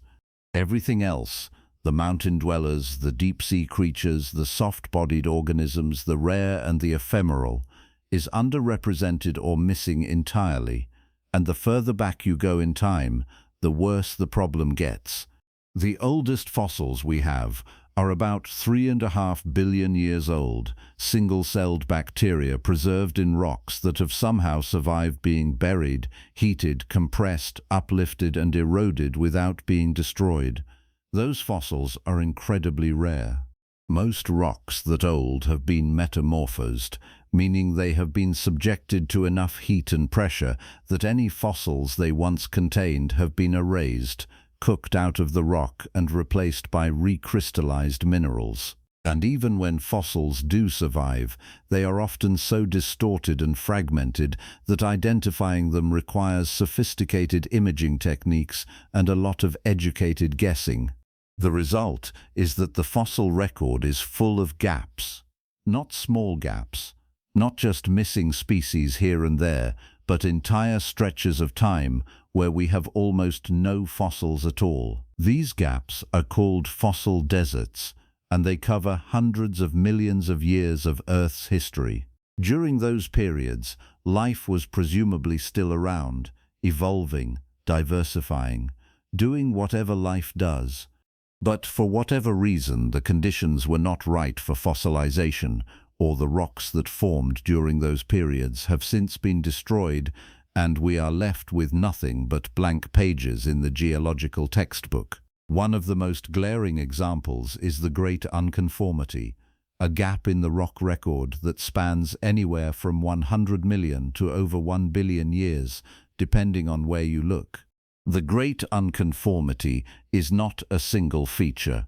It is a global phenomenon, a boundary where ancient Precambrian rocks, some of them more than 1 billion years old, sit directly beneath much younger Phanerozoic rocks, with nothing in between. The rocks that should be sandwiched between those two layers, the ones that would tell us what was happening on Earth during that enormous stretch of time, are missing.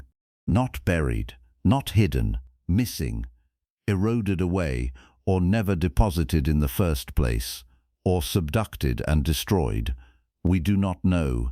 What we do know is that during the time represented by the great unconformity, life was transitioning from simple single-celled organisms to complex multicellular life, a shift that fundamentally changed the trajectory of biology on this planet. And we have almost no fossil record of how that transition happened. Then there are the so-called missing links, the gaps between major groups of organisms where we expect to find transitional fossils but often do not. The term missing link is misleading. It implies that there is one specific fossil, one smoking gun, that will connect two distant branches of the evolutionary tree. In reality, evolution is a gradual process, and every species is a transitional form between its ancestors and its descendants. But some transitions are better documented than others, and some are barely documented at all. The origin of flight in vertebrates is one example.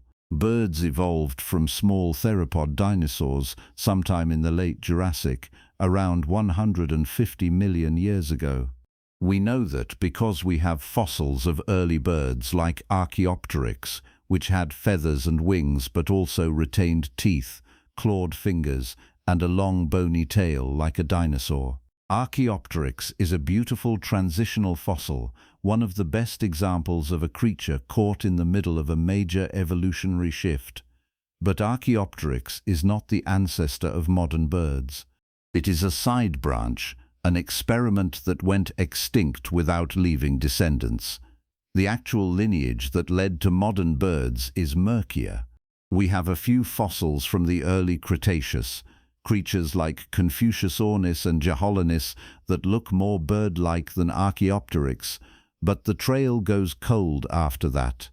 There is a long gap, about 50 million years, during which birds were presumably diversifying, evolving the traits that make modern birds so successful, but we have very few fossils from that period. When the fossil record picks back up in the late Cretaceous, birds are fully modern, with shortened tails, fused bones and beaks instead of teeth.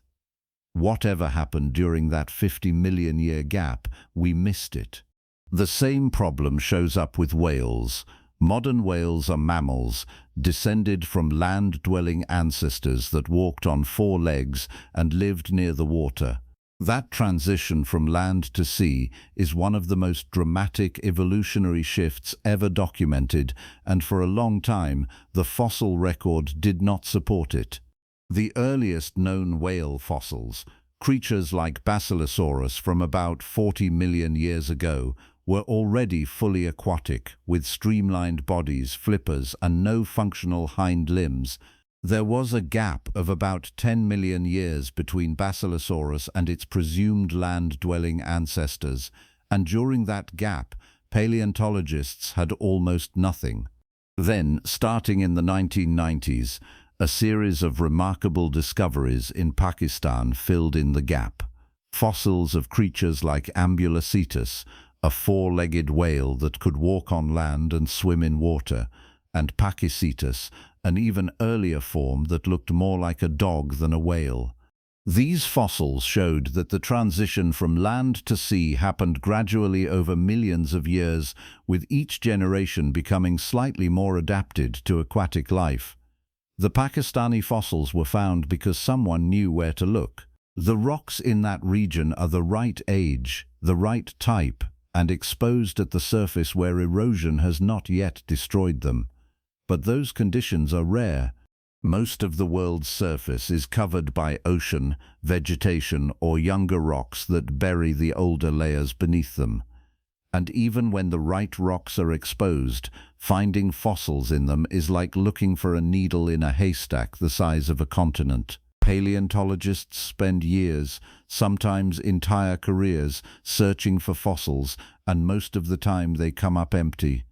The fossils we have are the ones that got lucky, the ones that fossilized in the first place, that survived millions of years of geological chaos, and that happened to be sitting in a spot where someone decided to dig. This is the taphonomic wall, the barrier that separates the living world from the fossil record. Taphonomy is the study of what happens to an organism after it dies, the processes that determine whether it decays, gets eaten, gets buried, or gets fossilized. The taphonomic wall is high, and most organisms never make it over. Soft-bodied organisms, creatures without bones or shells, almost never fossilize. There are exceptions. The Burgess Shale in Canada, for instance, contains beautifully preserved soft-bodied fossils from the Cambrian period, about 500 million years ago. The fossils were preserved because they were buried rapidly in an underwater mudslide, and the fine-grained sediment sealed them off from oxygen and bacteria before they could decay. That kind of preservation is extraordinarily rare. For every Burgess Shale, there are thousands of fossil sites where only the hard parts survived, and millions more sites where nothing survived at all. The taphonomic wall means that entire categories of life are invisible in the fossil record. Jellyfish, for instance. Jellyfish are common today, found in every ocean from shallow tide pools to the deepest trenches. They have been around for at least 500 million years, possibly longer. But jellyfish fossils are vanishingly rare because jellyfish are mostly water. When they die, they collapse into a blob of goo that decays within hours. There are a few fossilized jellyfish, preserved under the same exceptional conditions that created the Burgess Shale, but the fossil record gives us almost no information about how jellyfish evolved, how diverse they were in the past, or what role they played in ancient ecosystems. Worms are another example. Worms are incredibly diverse, with thousands of species living in soil, freshwater, and marine environments. They are ecologically important, breaking down organic material and aerating soil, but worm fossils are almost non-existent because worms have no hard parts. There are trace fossils, burrows and tunnels left behind by worms moving through sediment, but those traces do not tell you what the worm looked like or how it was related to other species. The entire evolutionary history of worms is a blank page punctuated by a few burrow marks. Now extrapolate that to an intelligent species. Suppose, hypothetically, that an intelligent species evolved on Earth tens or hundreds of millions of years ago. What are the odds that we would find fossils of them? It depends on the species. If they were large, terrestrial, and had bones, the odds are better. Not good, but better. A few individuals might fossilize under the right conditions, but if they were small, or aquatic, or soft-bodied, the odds drop to nearly zero. An intelligent octopus species, for instance, would leave almost no fossil evidence. Octopuses are soft-bodied, with no bones or shells. They live in the ocean, where fossilization is possible but less common than in shallow marine environments. When they die, they decay rapidly, and within days there is nothing left. If an intelligent octopus civilization had existed 50 million years ago, built cities underwater, developed tools, and then went extinct, we would have no way of knowing. No fossils, no ruins, because anything built underwater is either buried under sediment or destroyed by ocean currents. The only evidence would be chemical signatures, and those are exactly the kind of faint, ambiguous traces that the Silurian hypothesis is built around. Even for species with bones, the fossil record can miss entire lineages. Consider the coelacanth, a type of fish that was thought to have gone extinct with the dinosaurs. Coelacanths were common in the fossil record up until about 65 million years ago, and then they disappeared. paleontologists assumed they had been wiped out in the same extinction event that killed the dinosaurs. Then, in 1938, a live coelacanth was caught off the coast of South Africa. The species had not gone extinct, it had just stopped fossilizing. For 65 million years, coelacanths were alive, swimming in deep ocean waters, reproducing, evolving, and leaving no trace in the rock record. The reason is simple. Coelacanths live in deep water, far from the coastal environments where sediment deposition occurs. When they die, their bodies sink to the ocean floor, where scavengers and bacteria break them down.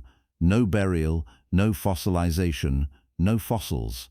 The coelacanth is a reminder that the absence of fossils does not mean the absence of life. It means the absence of fossilization, which is a very different thing. The fossil record tells us what got preserved, not what existed, and the gap between those two categories is enormous. Now layer in the fact that the fossil record gets worse the older you go. Rocks older than 500 million years are less common because they have had more time to be subducted, metamorphosed, or eroded. Fossils from those rocks are even rarer because early life was mostly single-celled, with no hard parts and no size. The Precambrian, the vast stretch of time covering the first 4 billion years of Earth's history, is almost a complete blank. We have a few microbial fossils, some stromatolites, layered structures built by colonies of cyanobacteria, and a handful of enigmatic fossils from the Ediacaran period, strange soft-bodied organisms that do not fit neatly into any modern group. But for the most part, we have no idea what life looked like during most of Earth's history. The Precambrian fossil record is so sparse that it is essentially useless for understanding how life evolved during that time. And yet life was evolving. We know that because by the time the Cambrian period started, about 540 million years ago, life had diversified into most of the major groups we see today. The Cambrian explosion, as it is called, is one of the most dramatic events in the fossil record. Within a span of about 20 million years, complex multicellular organisms with hard shells and skeletons appeared in huge numbers. Trilobites, brachiopods, mollusks, arthropods, early chordates, all of them showing up in the fossil record seemingly out of nowhere. The standard explanation is that hard parts evolved during the Cambrian, making organisms more likely to fossilize, and that earlier soft-bodied life simply did not preserve well. That explanation is probably correct, but it also means we are missing the entire lead-up to the Cambrian explosion. The evolutionary experiments, the failed lineages, the gradual accumulation of complexity that must have been happening during the Precambrian, all of that is invisible. The gaps get even worse when you start thinking about intelligence. Intelligence does not fossilize. Brains are soft tissue. They decay within days of death. Behavior does not fossilize either. We can infer behavior from trace fossils, footprints, burrows, nests, but those traces do not tell you how smart the organism was. Tool use might fossilize if the tools are made from durable materials like stone, but even then, recognizing a tool as a tool requires knowing what to look for. A naturally fractured rock and a deliberately shaped stone tool can look very similar. Archaeologists spend years training to distinguish between the two, and even experts disagree. If an intelligent species existed millions of years ago and used tools, we might find evidence of it if the tools were made from stone, if they were distinctive enough to be recognized, and if they happened to be buried in a location where they could survive erosion and tectonic activity. But if the tools were made from wood, bone, or organic materials, they would decay and disappear, and if the species relied on behavior rather than tools, cooperative hunting strategies, complex communication, advanced problem-solving, there would be no physical trace at all. Intelligence is invisible in the fossil record unless it produces durable artifacts, and even then, the artifacts have to be preserved and recognized. The incompleteness of the fossil record is not a minor inconvenience. It is a fundamental limitation on what we can know about the history of life on Earth. We are looking at a story where 99.9% of the pages are missing, and the pages we do have are torn, faded, and out of order.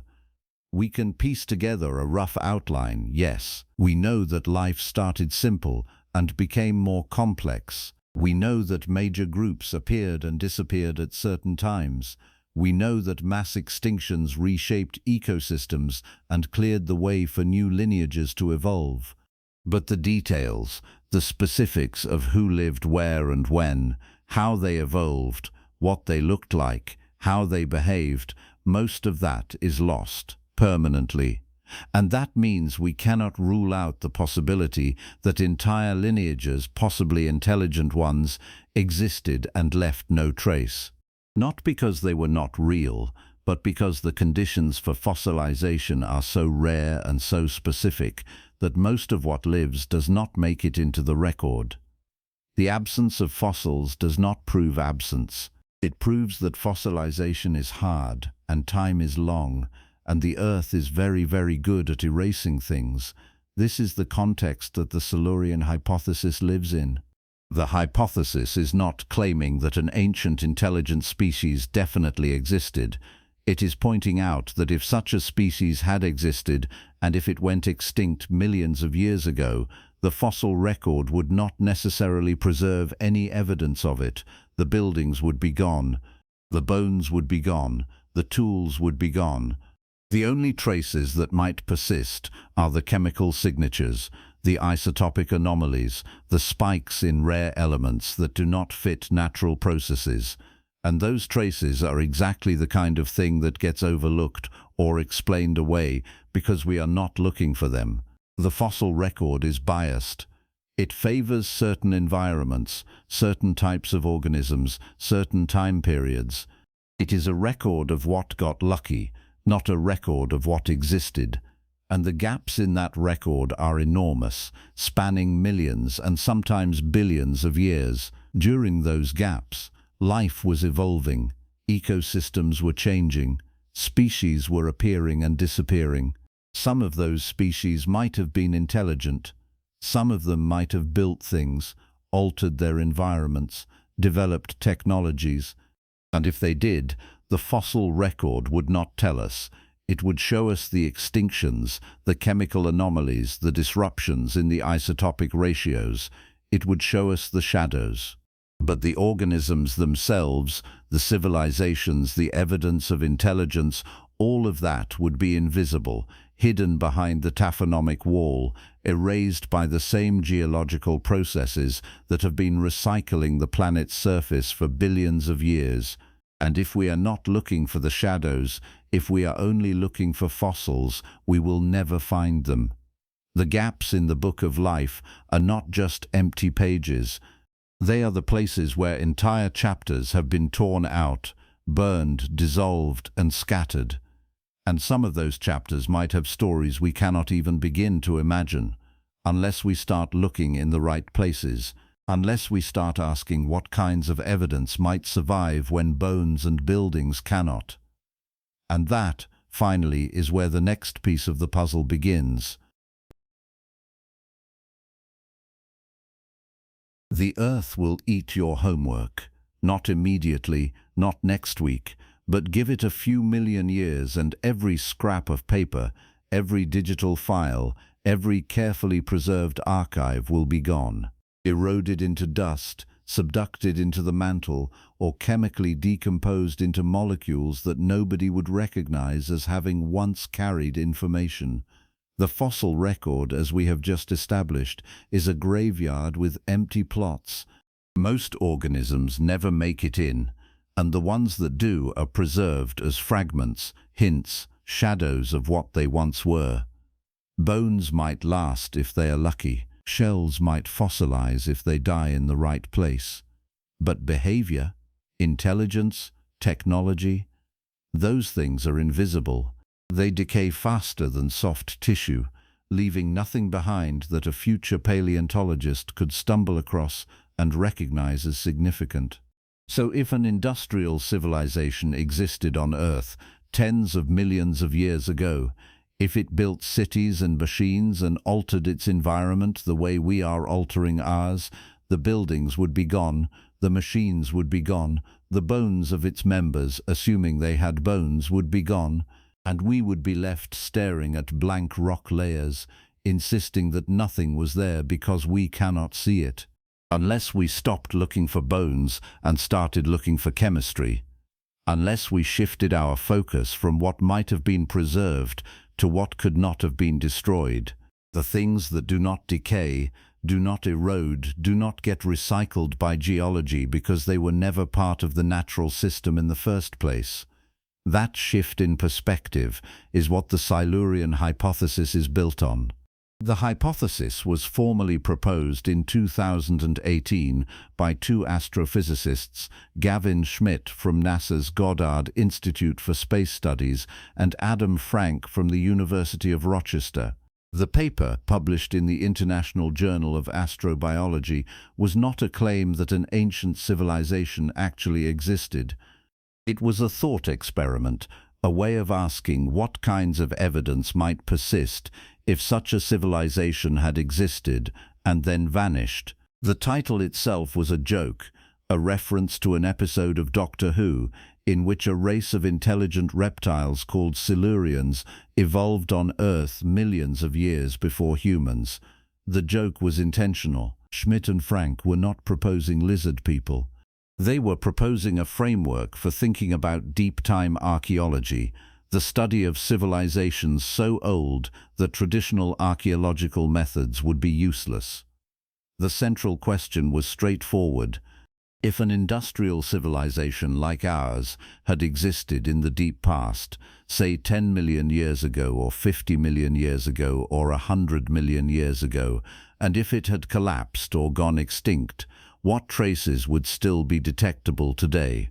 Not ruins, not artifacts, not bones.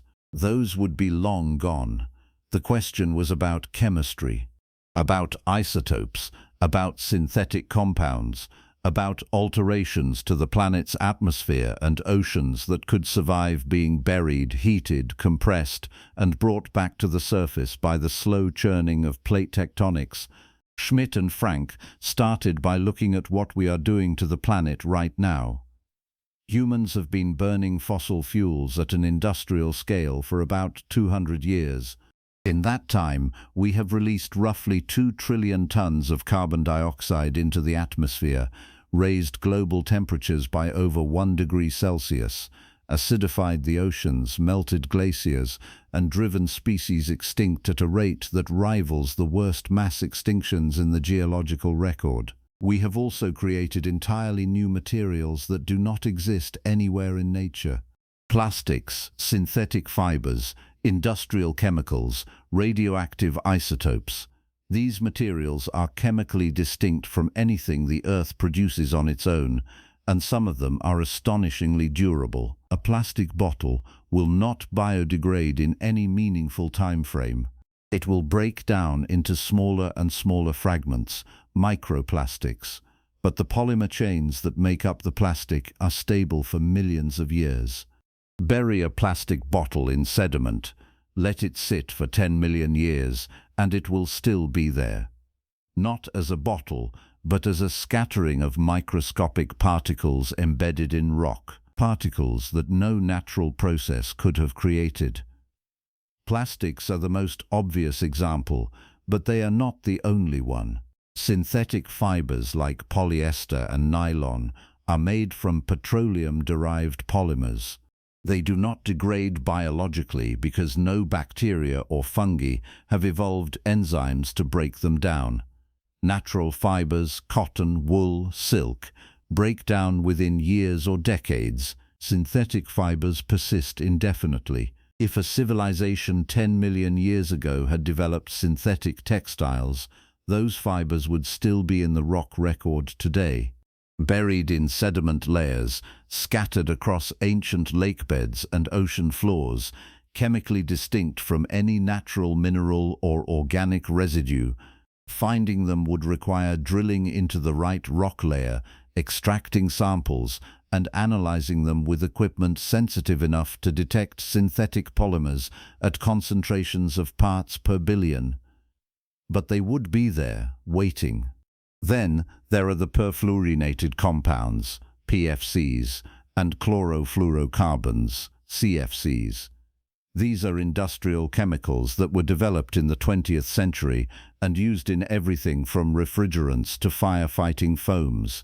CFCs were particularly widespread until the 1980s, when the discovery that they were destroying the ozone layer led to a global ban under the Montreal Protocol.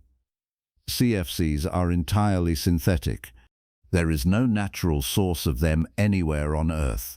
They are produced by combining carbon, chlorine, and fluorine in specific ratios that do not occur in nature, and they are extremely stable. CFCs can persist in the atmosphere for 50 to 100 years before breaking down, and when they do break down, they leave behind byproducts that are also detectable. If you were analyzing ice cores from Antarctica and you found CFCs in a layer of ice that was 50,000 years old, you would know immediately that something unnatural had happened. CFCs are a smoking gun. They are a marker that can only be produced by industrial chemistry. The same goes for radioactive isotopes that are not naturally occurring. Take plutonium-244. Plutonium does not exist in Earth's crust in measurable quantities. It is produced artificially in nuclear reactors or during the detonation of nuclear weapons. Plutonium-244 has a half-life of about 80.8 million years, which means that if a nuclear weapon were detonated today, traces of plutonium-244 would still be detectable in sediment layers 80 million years from now. Not in large quantities, but enough that a sensitive mass spectrometer could identify it. If you were drilling into ancient sediment and you found plutonium-244, you would have to explain how it got there. There are only two natural sources: supernova explosions which sprinkle tiny amounts of plutonium across the solar system, and natural nuclear reactors which are extraordinarily rare and require very specific geological conditions to occur. Neither of those sources produces plutonium-244 in the concentrations you would expect from weapons testing or reactor accidents. Finding it in sediment is a clear signal that nuclear fission occurred, and if it occurred in a pattern that does not match a natural reactor, the only explanation left is artificial. Then there is the carbon isotope signal. This one is subtler but potentially more widespread. When you burn fossil fuels, coal, oil, natural gas, you release carbon dioxide that has a specific isotopic signature. Fossil fuels are made from ancient organic material, plants and algae that died millions of years ago and were buried under sediment, where heat and pressure converted them into hydrocarbons. The carbon in fossil fuels is depleted in carbon-13 relative to carbon-12 because plants preferentially absorb carbon-12 during photosynthesis. When you burn fossil fuels, you release that depleted carbon into the atmosphere, and the atmospheric carbon-13 to carbon-12 ratio drops. This shift is measurable and has been documented in ice cores, tree rings, and ocean sediments dating back to the start of the Industrial Revolution. A sudden sharp drop in the carbon-13 to carbon-12 ratio in ancient sediment, combined with evidence of warming and ocean acidification, would be a strong indicator of fossil fuel combustion. Not definitive, because there are natural processes that can also deplete carbon-13, such as the release of methane from destabilized hydrates or volcanic eruptions that burn through coal deposits. But if the carbon isotope shift coincided with other anomalies, spikes in rare metals, traces of synthetic compounds, unusual nitrogen isotope ratios, the case for an industrial cause would become much stronger. Nitrogen isotopes are another potential marker. The natural ratio of nitrogen-14 to nitrogen-15 in the atmosphere is relatively constant, shaped by biological processes like nitrogen fixation and denitrification. But the Haber-Bosch process, the industrial method for synthesizing ammonia from atmospheric nitrogen, creates fertilizers with nitrogen isotope ratios that are slightly different from natural sources. Modern agricultural runoff has altered the nitrogen isotope ratios in rivers, lakes, and coastal sediments around the world. If a civilization 10 million years ago had developed synthetic fertilizers and used them on a large scale, the nitrogen isotope signature would still be detectable in sediment layers from that period. The signature would be faint, diluted by millions of years of natural cycling, but it would be there, a geochemical ghost that does not fit the baseline. Schmidt and Frank also pointed to technofossils, the term for artifacts or materials that are so chemically distinct from natural substances that they function as fossils of technology rather than organisms. Plastics are technofossils. So are synthetic fibers, industrial ceramics, and certain types of glass. Metals can also qualify if they are refined to purities or alloyed in combinations that do not occur naturally. Pure aluminium, for instance, does not exist in nature. Aluminium is always found bonded to oxygen in minerals like bauxite. Extracting pure aluminium requires electrolysis, a process that did not exist on Earth until the late 1800s. If you found pure aluminium in a sediment layer that predated human industry, you would have to explain how it got there. Natural processes cannot produce it. The same logic applies to rare earth elements. Neodymium, praseodymium, dysprosium. These elements are used in modern electronics, magnets, and batteries. They occur naturally in very low concentrations, scattered throughout the crust. But refining them requires industrial chemistry. If a sediment layer from 50 million years ago contained concentrated deposits of refined rare earth elements, that would be an anomaly. Natural geological processes can concentrate certain elements through hydrothermal activity or weathering, but the patterns are predictable. Concentrated rare earths in a narrow sediment layer, far from any hydrothermal vent or volcanic system, would not fit the models. Now take all of these markers, plastics, CFCs, plutonium, carbon isotope shifts, nitrogen anomalies, technofossils, and ask how long they would persist. The answer depends on where they are deposited. On land, most of these materials would be destroyed relatively quickly, geologically speaking. Erosion would grind plastics into smaller and smaller fragments until they were dispersed across the landscape and buried under new sediment. CFCs in the atmosphere would break down within a few hundred years. Surface contamination from plutonium would be diluted by weathering and washed into rivers, carried to the ocean and buried under marine sediment. On land, the half-life of evidence is short, maybe a few 100,000 years before it becomes undetectable, but in the deep ocean, the timeline stretches. The deep ocean is a graveyard for everything that sinks.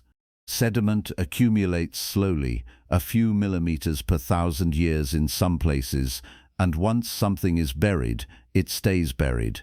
The conditions are stable. No freeze-thaw cycles, no plants, no burrowing animals, just the slow, steady rain of particles drifting down from the surface, layer after layer, century after century. If a civilization released industrial pollutants into the ocean, those pollutants would settle onto the seafloor and be buried under sediment. Over millions of years, the sediment would compact into rock, and the pollutants would be locked inside, preserved as chemical signatures in the rock record. Schmidt and Frank estimated that the detectability limit for a pre-human industrial civilization is about 4 to 10 million years, depending on how much chemistry you are willing to dig into. Beyond 10 million years, the signals start to fade. The oceanic crust gets subducted. The sediment layers get metamorphosed. The isotopic anomalies get diluted by natural processes. But within that 4 to 10 million year window, the evidence should still be there if you know where to look. And the key is looking in the right places, not on the continents where erosion and tectonic recycling are fastest, but in the deep ocean basins where sediment accumulation is slow and stable. Drill into the seafloor, extract core samples, and analyze them for chemical anomalies. If a civilization existed within the last 10 million years and had any kind of industrial footprint, the signatures should show up. One of the most striking aspects of Schmidt and Frank's analysis is their focus on the Anthropocene, the proposed geological epoch defined by human impact on the planet. The Anthropocene is not yet an officially recognized epoch. Geologists are still debating when it should start, whether it should be tied to the Industrial Revolution, the invention of agriculture, or the first nuclear weapon tests in 1945. But regardless of the start date, the Anthropocene layer, when it is eventually formalized, will be one of the most abrupt and distinctive boundaries in the entire geological record. The layer will contain elevated levels of carbon dioxide, nitrogen, phosphorus, heavy metals, radionuclides, and synthetic compounds. It will show a rapid spike in global temperatures, a sharp drop in biodiversity, and evidence of ocean acidification. And it will all happen within a span of a few hundred years, a blink on geological timescales. The Anthropocene layer will be detectable for millions of years. Future geologists, whether they are human descendants or some other intelligent species that evolves after us, will drill into sediment cores and find a thin band of rock that is chemically unlike anything else in the record. They will see the carbon isotope drop, the nitrogen spike, the plutonium signature, the plastic fragments, and they will know unambiguously that something happened during that narrow slice of time, something that was not natural, something that left fingerprints all over the planet. That is the framework Schmidt and Frank were working with. If we are leaving a detectable layer, a chemical boundary that will persist for millions of years, then any other industrial civilization that existed in the deep past would have left a similar layer. The question is whether we have found it, and the answer so far is no. There is no clear Anthropocene equivalent in the geological record older than a few million years. No abrupt spikes in synthetic compounds, no plutonium layers, no carbon isotope drops that match the pattern we are creating right now. But that does not mean the evidence is not there.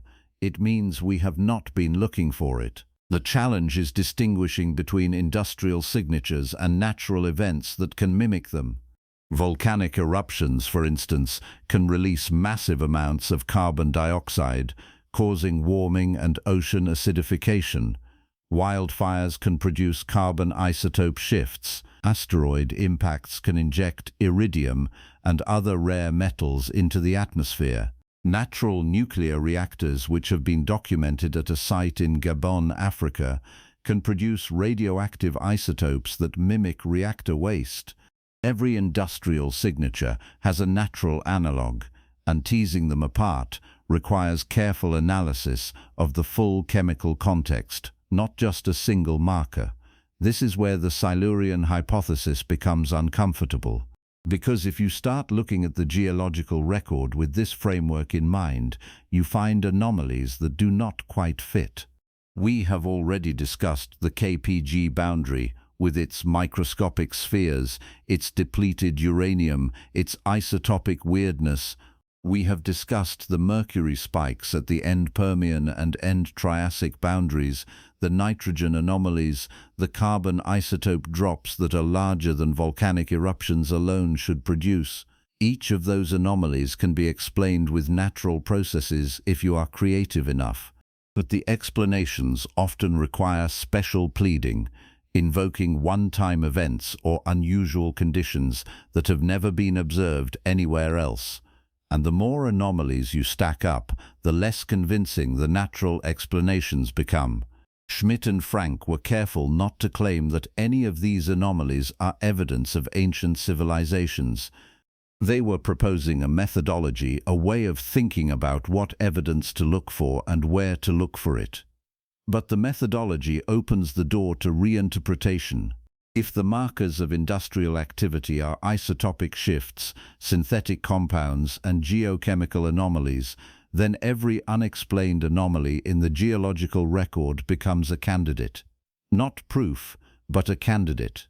Something worth investigating more closely. Take the Paleocene-Eocene thermal maximum, the PETM, a rapid warming event that occurred about 56 million years ago. The PETM is one of the best-studied climate events in the geological record. Global temperatures spiked by about 5 to 8 degrees Celsius over the course of a few thousand years, maybe as little as a few hundred years. The oceans acidified. Species went extinct. The carbon isotope record shows a massive drop, indicating a huge influx of carbon-12 into the atmosphere. The standard explanation is that a natural trigger, possibly volcanic activity or an asteroid impact, destabilized methane hydrates on the ocean floor, releasing massive amounts of methane into the atmosphere. The methane oxidized into carbon dioxide, amplifying the warming in a runaway feedback loop. That explanation fits most of the data, but not all of it. The carbon isotope drop at the PETM is larger and more abrupt than methane release alone should produce. The warming happened faster than climate models predict for natural methane release. And the recovery, the period when carbon was removed from the atmosphere and temperatures returned to normal, took tens of thousands of years longer than expected.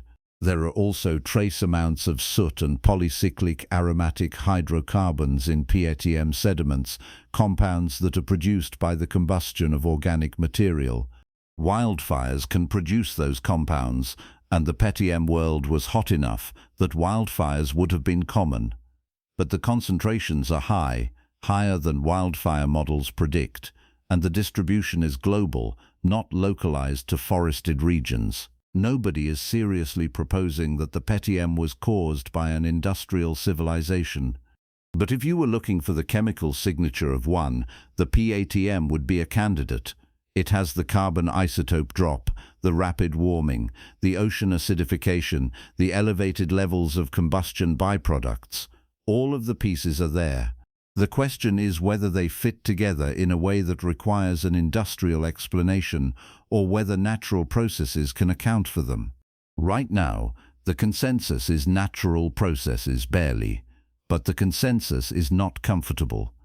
The PETM does not fit the models as neatly as it should, and every time someone tries to close the gaps, new data comes in that opens them wider. This is the uncomfortable space that the Silurian hypothesis occupies.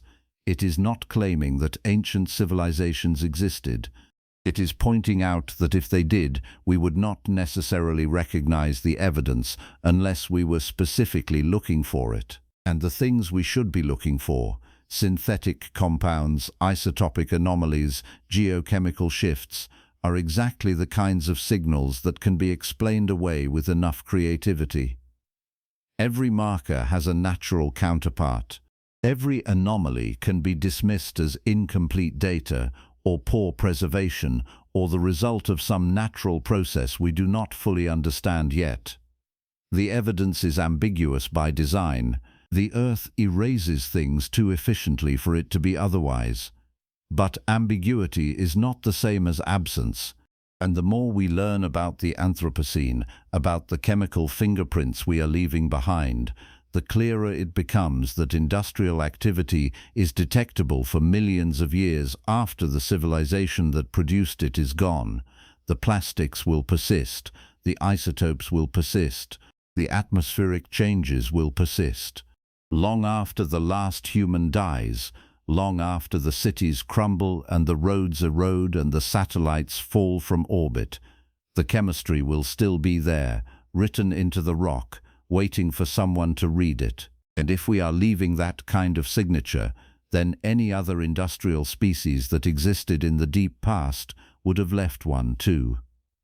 Whether we find it depends on whether we look, whether we are willing to drill into the right rock layers, analyze the chemistry with enough precision, and ask the uncomfortable questions about what the data is telling us, because the data does not care about our assumptions. It does not care whether we think ancient civilizations are plausible or whether the idea sounds too much like science fiction. The data just is.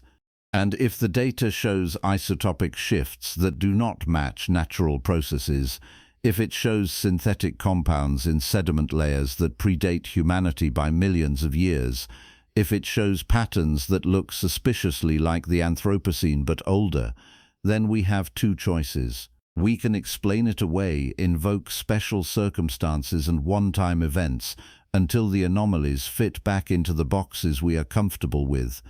Or we can take it seriously. We can admit that the geological record is full of gaps and ambiguities, that our models are incomplete, and that the absence of bones and buildings does not mean the absence of intelligence. It just means we have been looking in the wrong places. And the right places, the deep ocean sediments, the isotopic signatures, the chemical ghosts buried in the rock, are only just beginning to be explored. The question is not whether evidence could survive. The question is whether we are ready to recognize it when we find it, and whether we are prepared for what that recognition would mean. Here is something we do not like to think about. We might not be special, not in the way we have spent the last few thousand years telling ourselves we are. The story we have constructed goes like this. Humanity is the first intelligent species Earth has ever produced. We are the pinnacle of evolution, the culmination of 4 billion years of biological trial and error.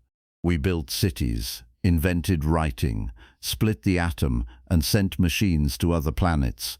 We are the ones who figured it out, the first to look up at the stars and ask what is out there. That story is comforting. It gives us a place in the universe, a role, a reason to think that our existence matters in some cosmic sense. It also might be completely wrong. The geological record does not care about our story. It does not preserve monuments to intelligence or ambition. It erases most things that live and every structure they build. And the timescales involved, the hundreds of millions of years during which complex life has existed on this planet, are so enormous that entire civilizations could have risen, flourished, and vanished without leaving any trace that we would recognize, not because they were primitive, not because they failed to achieve anything remarkable, but because the Earth is very, very good at recycling its surface, and given enough time, almost nothing survives. The Silurian Hypothesis, the framework proposed by Adam Frank and Gavin Schmidt in 2018, was not designed to prove that ancient civilizations existed. It was designed to show how hard it would be to detect them if they had. The conclusion they reached was sobering. If an industrial civilization had existed on Earth more than about 10 million years ago, and if it had lasted for a few 100,000 years before collapsing or going extinct, the evidence would be so faint, so scattered, and so chemically ambiguous that we would probably never find it. Not because we are not looking hard enough, because the evidence is not there anymore. The buildings eroded, the bones decayed, the tools dissolved.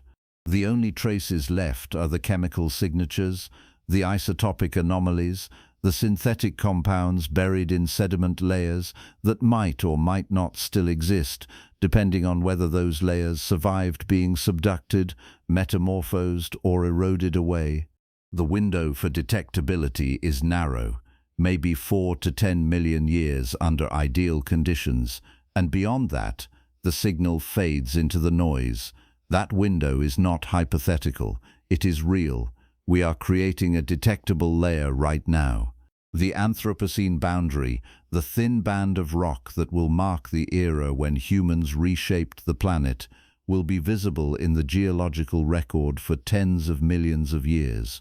Future geologists, whether they are human descendants or something else entirely, will drill into sediment cores and find elevated levels of carbon dioxide, nitrogen, plastic fragments, heavy metals, and radioactive isotopes that do not match any natural process. They will see the extinction spike, the ocean acidification, the abrupt warming, and they will know that something happened during that narrow slice of time. Something that was not a volcano, not an asteroid, not a gradual climate shift.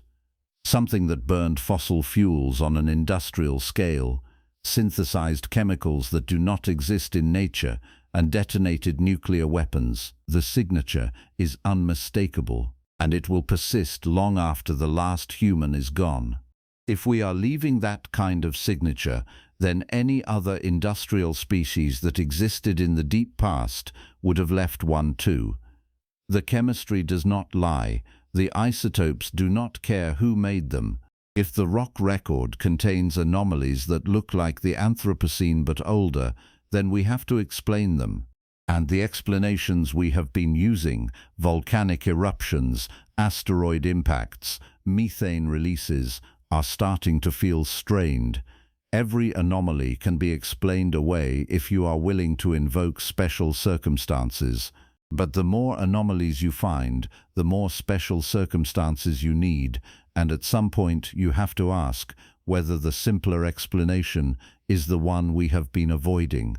That something intelligent was here before us, that it built things, burned things, altered the chemistry of the planet in ways that left faint but persistent traces, and that it vanished so completely that the only evidence left is written in isotopes and buried in sediment layers that most geologists will never look at because they are not expecting to find anything. This is where the assumption of uniqueness starts to crack. For most of human history, we assumed we were alone. Not just alone in the universe, but alone on Earth, the first and only species capable of abstract thought, language, technology. That assumption was never based on evidence. It was based on the absence of evidence, which is not the same thing. The fossil record does not show any other intelligent species, therefore none existed. The geological record does not show industrial signatures older than a few hundred years, therefore no ancient civilizations existed. The logic is circular. We do not see evidence of other intelligences because we are only looking for the kinds of evidence that our own intelligence produces: bones, tools, buildings, writing. If another intelligence used different materials, left different traces, or existed long enough ago that the standard markers eroded away, we would not recognize it. We would miss it entirely. The assumption of uniqueness is also astronomically improbable. Earth has supported complex multicellular life for at least 600 million years, possibly longer. During that time, life has diversified into millions of species, filled every available niche, and evolved an astonishing range of adaptations. Flight evolved independently at least 4 times. Eyes evolved independently more than 50 times. Social behavior, tool use, and problem-solving have evolved in birds, mammals, cephalopods, and insects. Intelligence is not rare. It is everywhere, expressed in different forms, adapted to different environments. What is rare, or at least what we think is rare, is the specific combination of traits that leads to industrial technology. Opposable thumbs, large brains, social cooperation, long lifespans, and the right ecological pressures to drive innovation. Humans have that combination, but 600 million years is a very long time. Longer than the entire history of vertebrates. Longer than the time it took for fish to evolve into amphibians, reptiles, dinosaurs, birds, and mammals. The idea that intelligence capable of technology only evolved once in us in the last few 100,000 years stretches credibility. It is possible, yes, but it requires assuming that the specific combination of traits needed for technology is so vanishingly rare that it took 600 million years and countless trillions of organisms before it appeared even once. That assumption might be correct, but it also might be wrong. Here is where the Great Filter enters the conversation. The Great Filter is a concept from astrobiology and the study of the Fermi paradox, the question of why we have not detected any signs of extraterrestrial civilizations despite the apparent likelihood that they should exist. The observable universe contains hundreds of billions of galaxies, each with hundreds of billions of stars. Even if only a tiny fraction of those stars have planets, and only a tiny fraction of those planets are habitable, and only a tiny fraction of those habitable planets develop life, the numbers are so large that intelligent civilizations should be common, and yet we see no evidence of them. No radio signals, no megastructures, no signs of industrial activity on any planet we have observed. The universe appears empty. The Great Filter is one proposed explanation for that silence. The idea is that somewhere between the formation of a habitable planet and the emergence of a spacefaring civilization capable of colonizing other star systems, there is a bottleneck, a filter that most species do not pass through. The filter could be at the beginning of the process. Maybe the origin of life is extraordinarily rare, requiring conditions so specific that it almost never happens. Or maybe the jump from single-celled life to complex multicellular life is the bottleneck, a transition that took billions of years on Earth and might never happen on most planets. If the filter is behind us, if we have already passed through the hard steps, then the future is relatively open. Humanity might survive, spread across the solar system, and eventually reach other stars. But if the filter is ahead of us, if the hard step is the transition from an industrial civilization to a stable, long-lived spacefaring species, then the outlook is grim. Most civilizations might destroy themselves before they get off their home planet. Nuclear war, environmental collapse, runaway climate change, engineered pandemics, any of these could wipe out an industrial species within a few centuries of reaching technological maturity.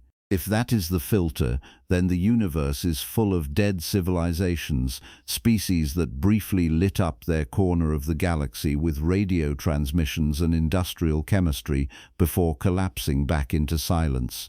And the reason we do not see evidence of extraterrestrial intelligence is not because it never existed. It is because it did not last long enough to leave a detectable mark on the cosmos. The Silurian hypothesis adds a twist to this. If industrial civilizations can exist and then vanish so completely that even their home planet forgets they were there, then the filter might not just apply to space. It might apply to time. Civilizations might rise and fall on the same planet, separated by tens or hundreds of millions of years, and never know about each other. The geological record would not preserve the evidence. The chemistry would fade. The only traces left would be ambiguous, easy to dismiss as natural anomalies.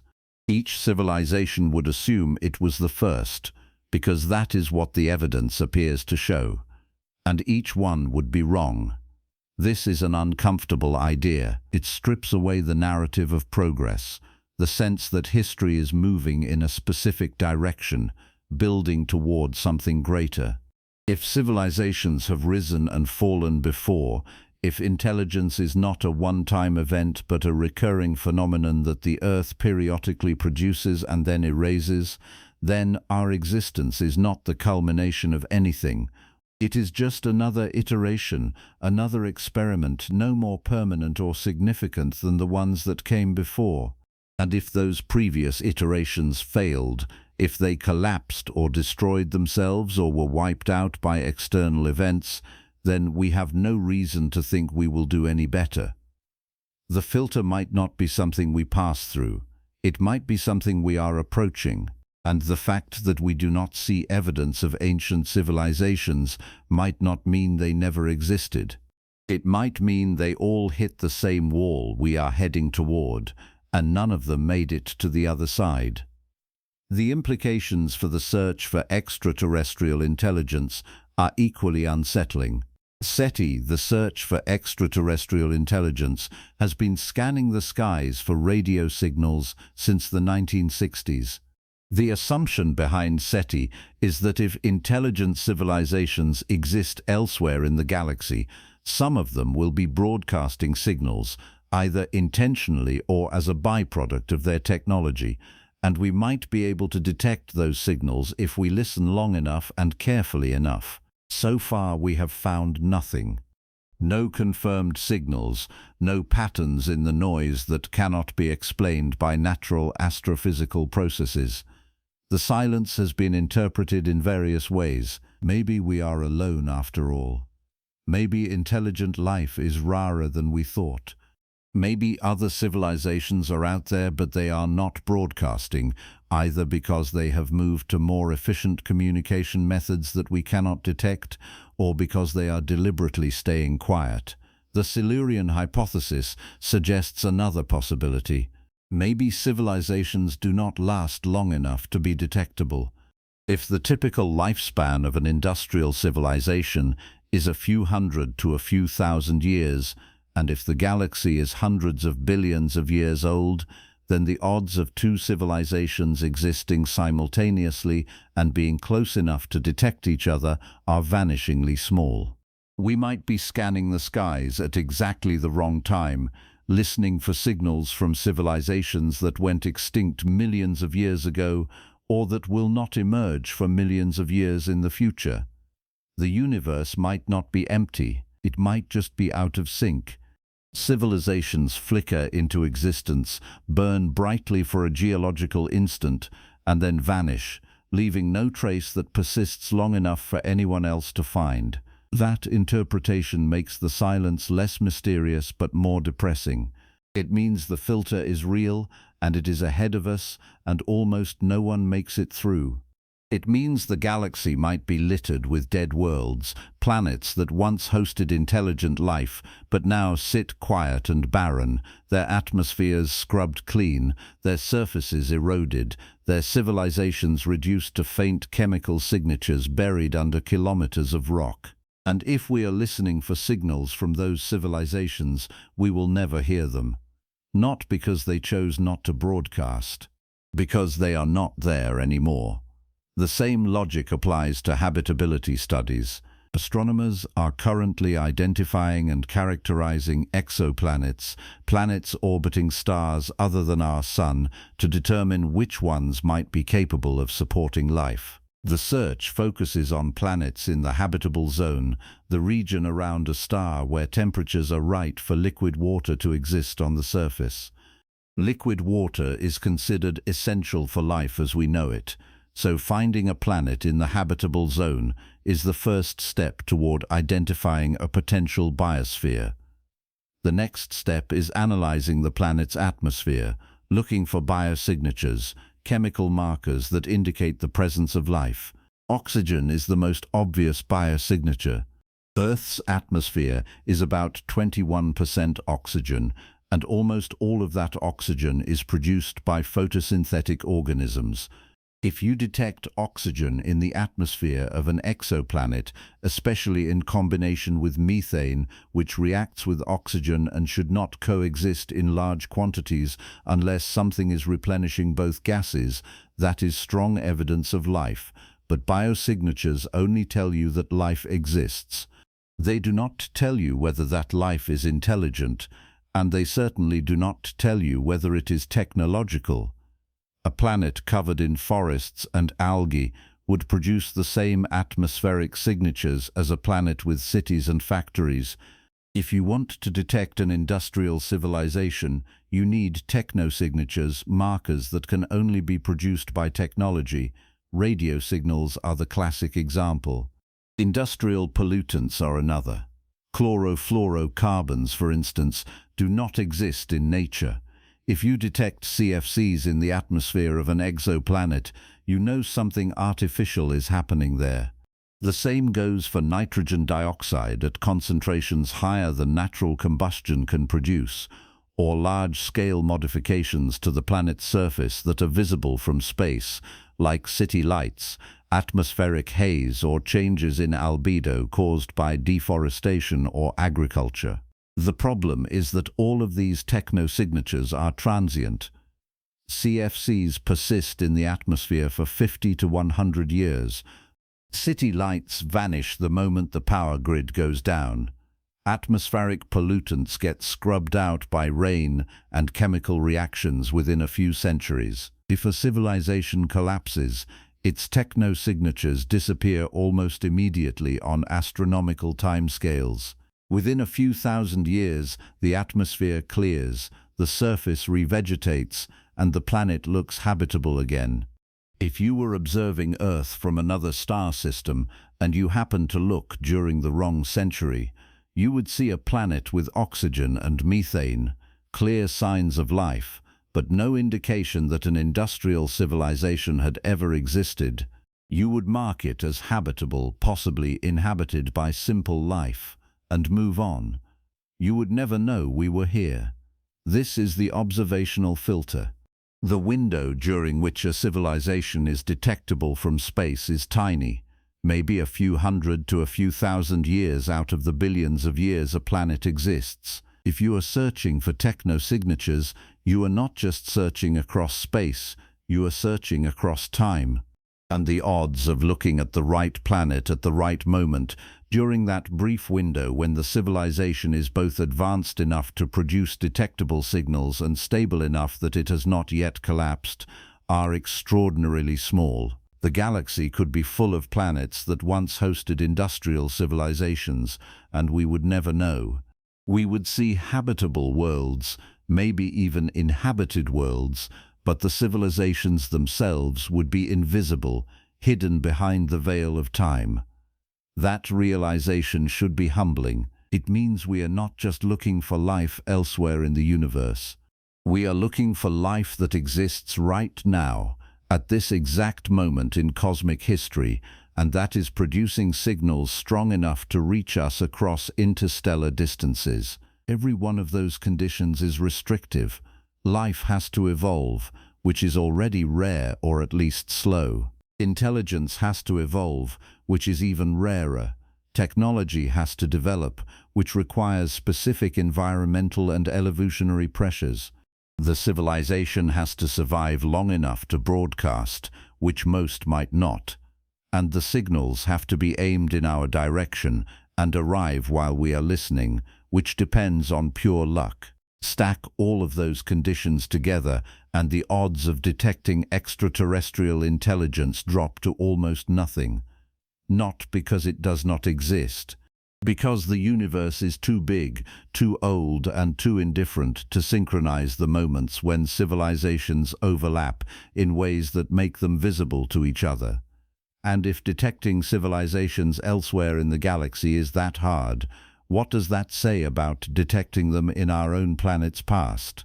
The timescales are different, but the principle is the same. The evidence is transient. The preservation is poor. The window for detectability is narrow. If an industrial civilization existed on Earth 10 million years ago, we would need to drill into exactly the right sediment layer, analyze it with exactly the right instruments, and recognize the chemical signatures as artificial rather than natural. The odds of all of that happening by accident are low. And unless we are specifically looking for those signatures, unless we are willing to take the Silurian hypothesis seriously enough to invest resources in testing it, we will never know. The evidence might be there, buried in the rock, waiting. But if no one digs, no one measures, no one asks the right questions, it will stay buried. And the assumption that we are the first intelligent species Earth has ever produced will remain unchallenged, not because it is true, but because we never bothered to check. This brings us to the psychological dimension. The idea that humanity might not be unique, that we might not even be the first intelligent species on our own planet, is deeply unsettling. It challenges the narrative we have built about ourselves, the story that gives our existence meaning and purpose. If we are not the first, then nothing we do is unprecedented. The cities we build will crumble like the ones before us. The knowledge we accumulate will be lost. The signals we send into space will fade and go unanswered. And millions of years from now, some other species might dig into the rock and find faint traces of our existence, chemical ghosts that they will struggle to interpret, and they will ask the same questions we are asking now. Were they real? What happened to them? Are we the first, or just the latest? That question cuts both ways. If we are not the first, then we are not alone in our struggles. Other intelligences faced the same challenges we are facing now. Climate change, resource depletion, existential risks from technology, and if they failed, if they collapsed or destroyed themselves, then we have no reason to think we will succeed where they did not. But if some of them survived, if some of them found a way through the filter, then the evidence might still be out there, hidden in the geological record, waiting for us to decode it. And if we find it, if we can prove that an ancient civilization existed and either survived or failed, that knowledge would be the most important discovery in human history. It would tell us that intelligence is not a fluke. It would tell us that the filter is real, and it would tell us, one way or another, whether we have a future. The absence of clear evidence for ancient civilizations does not prove they never existed. It proves that the Earth is efficient at erasing things, and the fact that we have not found definitive proof does not mean we should stop looking.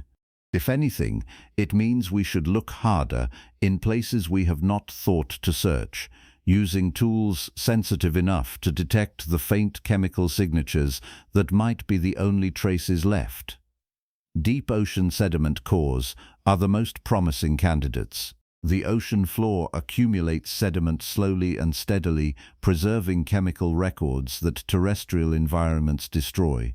If an industrial civilization existed millions of years ago, the best chance of finding evidence is in those sediment layers buried under kilometers of water where erosion and tectonic recycling are slower.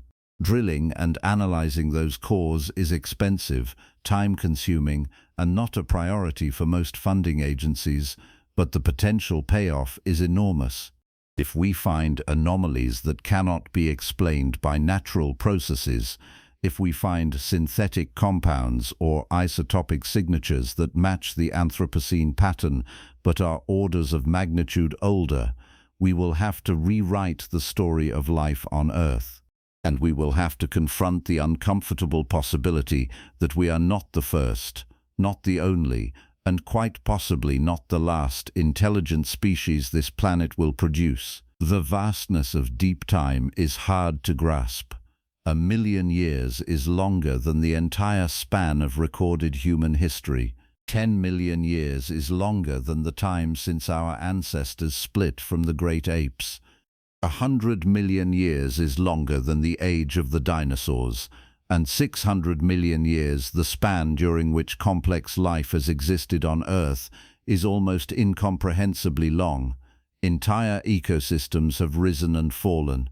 Continents have collided and split apart. The climate has swung from ice ages to greenhouse worlds and back again. Life has been nearly extinguished multiple times and has always recovered, diversifying into new forms that fill the niches left by the extinct. And through all of that time, through hundreds of millions of years of evolution and extinction and geological chaos, we assume that intelligence capable of technology only appeared once, in us, in the last few 100,000 years. That assumption might be hubris. It might be a failure of imagination, an inability to see past the limits of our own experience. We look at the fossil record and see bones. We look at the rock record and see minerals. We do not see chemistry unless we are specifically looking for it, and most of the time we are not. The geological sciences have been focused for more than a century on understanding natural processes, volcanoes, tectonics, climate shifts, asteroid impacts. Those are the frameworks we use to interpret the data. And when we find anomalies, our first instinct is to fit them into those frameworks, to explain them with natural mechanisms, because that is what we have been trained to do. The possibility that some anomalies might not be natural, that they might be the faint echoes of something intelligent, something that existed long before us and vanished so completely that only the chemistry remains, is not part of the standard curriculum. It is not part of the conversation. Until now. The Silurian Hypothesis is not proof of ancient civilizations.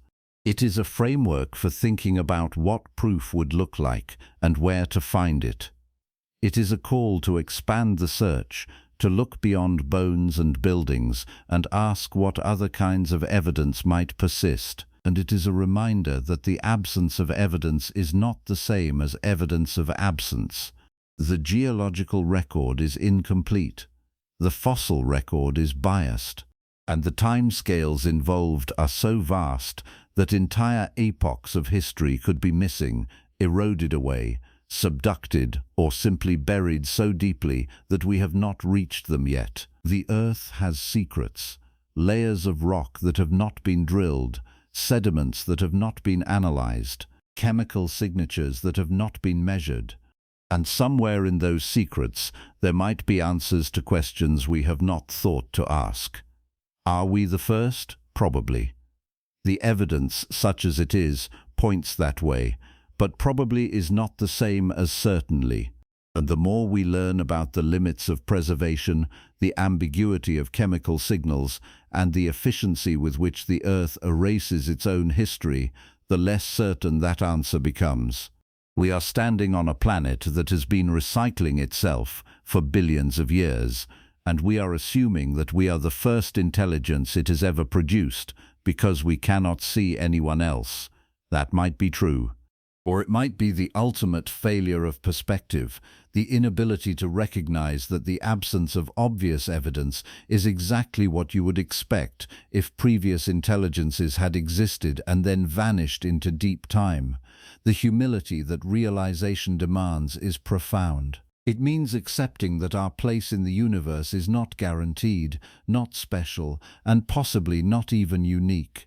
It means acknowledging that the Earth does not belong to us, that it existed for billions of years before we arrived and will continue for billions more after we are gone. It means recognizing that our industrial civilization, the thing we are most proud of, the thing we think defines us, is also the thing most likely to leave a detectable mark in the geological record, and that mark will not be a monument to our achievements. It will be a chemical scar, a thin layer of pollutants and isotopes that future geologists might interpret as evidence of a brief, catastrophic event that reshaped the planet before fading back into equilibrium. That is the legacy we are writing right now. Not in books or buildings, but in carbon dioxide concentrations, nitrogen runoff, plastic fragments, and radioactive isotopes. The Anthropocene layer will persist for millions of years, long after everything we consider important has turned to dust. And if another intelligence rises after us, they will find that layer and wonder what happened. They will see the extinction spike, the ocean acidification, the abrupt warming. They will see the synthetic compounds and the isotopic shifts. And they will ask whether the species that caused it survived, whether it found a way through the filter, or whether it collapsed under the weight of its own success. They will ask the same questions we are asking now about the anomalies in the KPG boundary, the mercury spikes at the end Permian, the carbon isotope drops that do not quite fit the models, and they might come to the same uncomfortable conclusion. That intelligence is not rare, that technology is not unique, and that the filter is real, ahead of us, insurmountable for most, and we are about to find out which side of it we fall on. The universe is not empty. It is full of worlds, full of possibilities, full of chances for life to emerge and evolve and reach for the stars. But it is also indifferent, bound by the same physical laws that govern erosion, entropy, and extinction. Intelligence does not grant immunity from those laws. Technology does not make a species immortal. And the silence we hear when we listen to the cosmos is not proof that we are alone. It is proof that survival is hard, that most experiments fail, and that the universe does not care whether we make it or not. The only question that matters is whether we do, whether we survive long enough to leave a mark that persists, not just in rock, but in the form of a civilization that reaches other worlds, spreads across the galaxy, and refuses to vanish into the same oblivion that claimed whatever came before us. That is the test, that is the filter, and the clock is ticking. So here we are, standing on a planet that has been erasing its own history for 4.5 billion years, assuming we are the first intelligence it has ever produced because we cannot find anyone else's bones. That assumption might be correct. The evidence, thin and scattered as it is, generally points that way, but the evidence also points to something uncomfortable. That the same processes erasing ancient mountains and ocean floors would erase cities just as efficiently. That fossilization is so rare and so biased that most of what lives leaves no trace. That the chemical signatures we are currently writing into the rock, carbon spikes, nitrogen anomalies, synthetic compounds, radioactive isotopes, are exactly the kinds of markers that could persist for millions of years while everything else decays into dust. And that if we can leave those markers, so could anyone else. The spherules in the KPG boundary are still there, the depleted uranium is still there, the mercury spikes, the isotopic weirdness, the vitrified glass scattered across deserts, the unexplained extinction pulses that happened too fast and killed too broadly, all of it is still there, sitting in rock layers that predate humanity by tens of millions of years. Every single anomaly has a natural explanation if you try.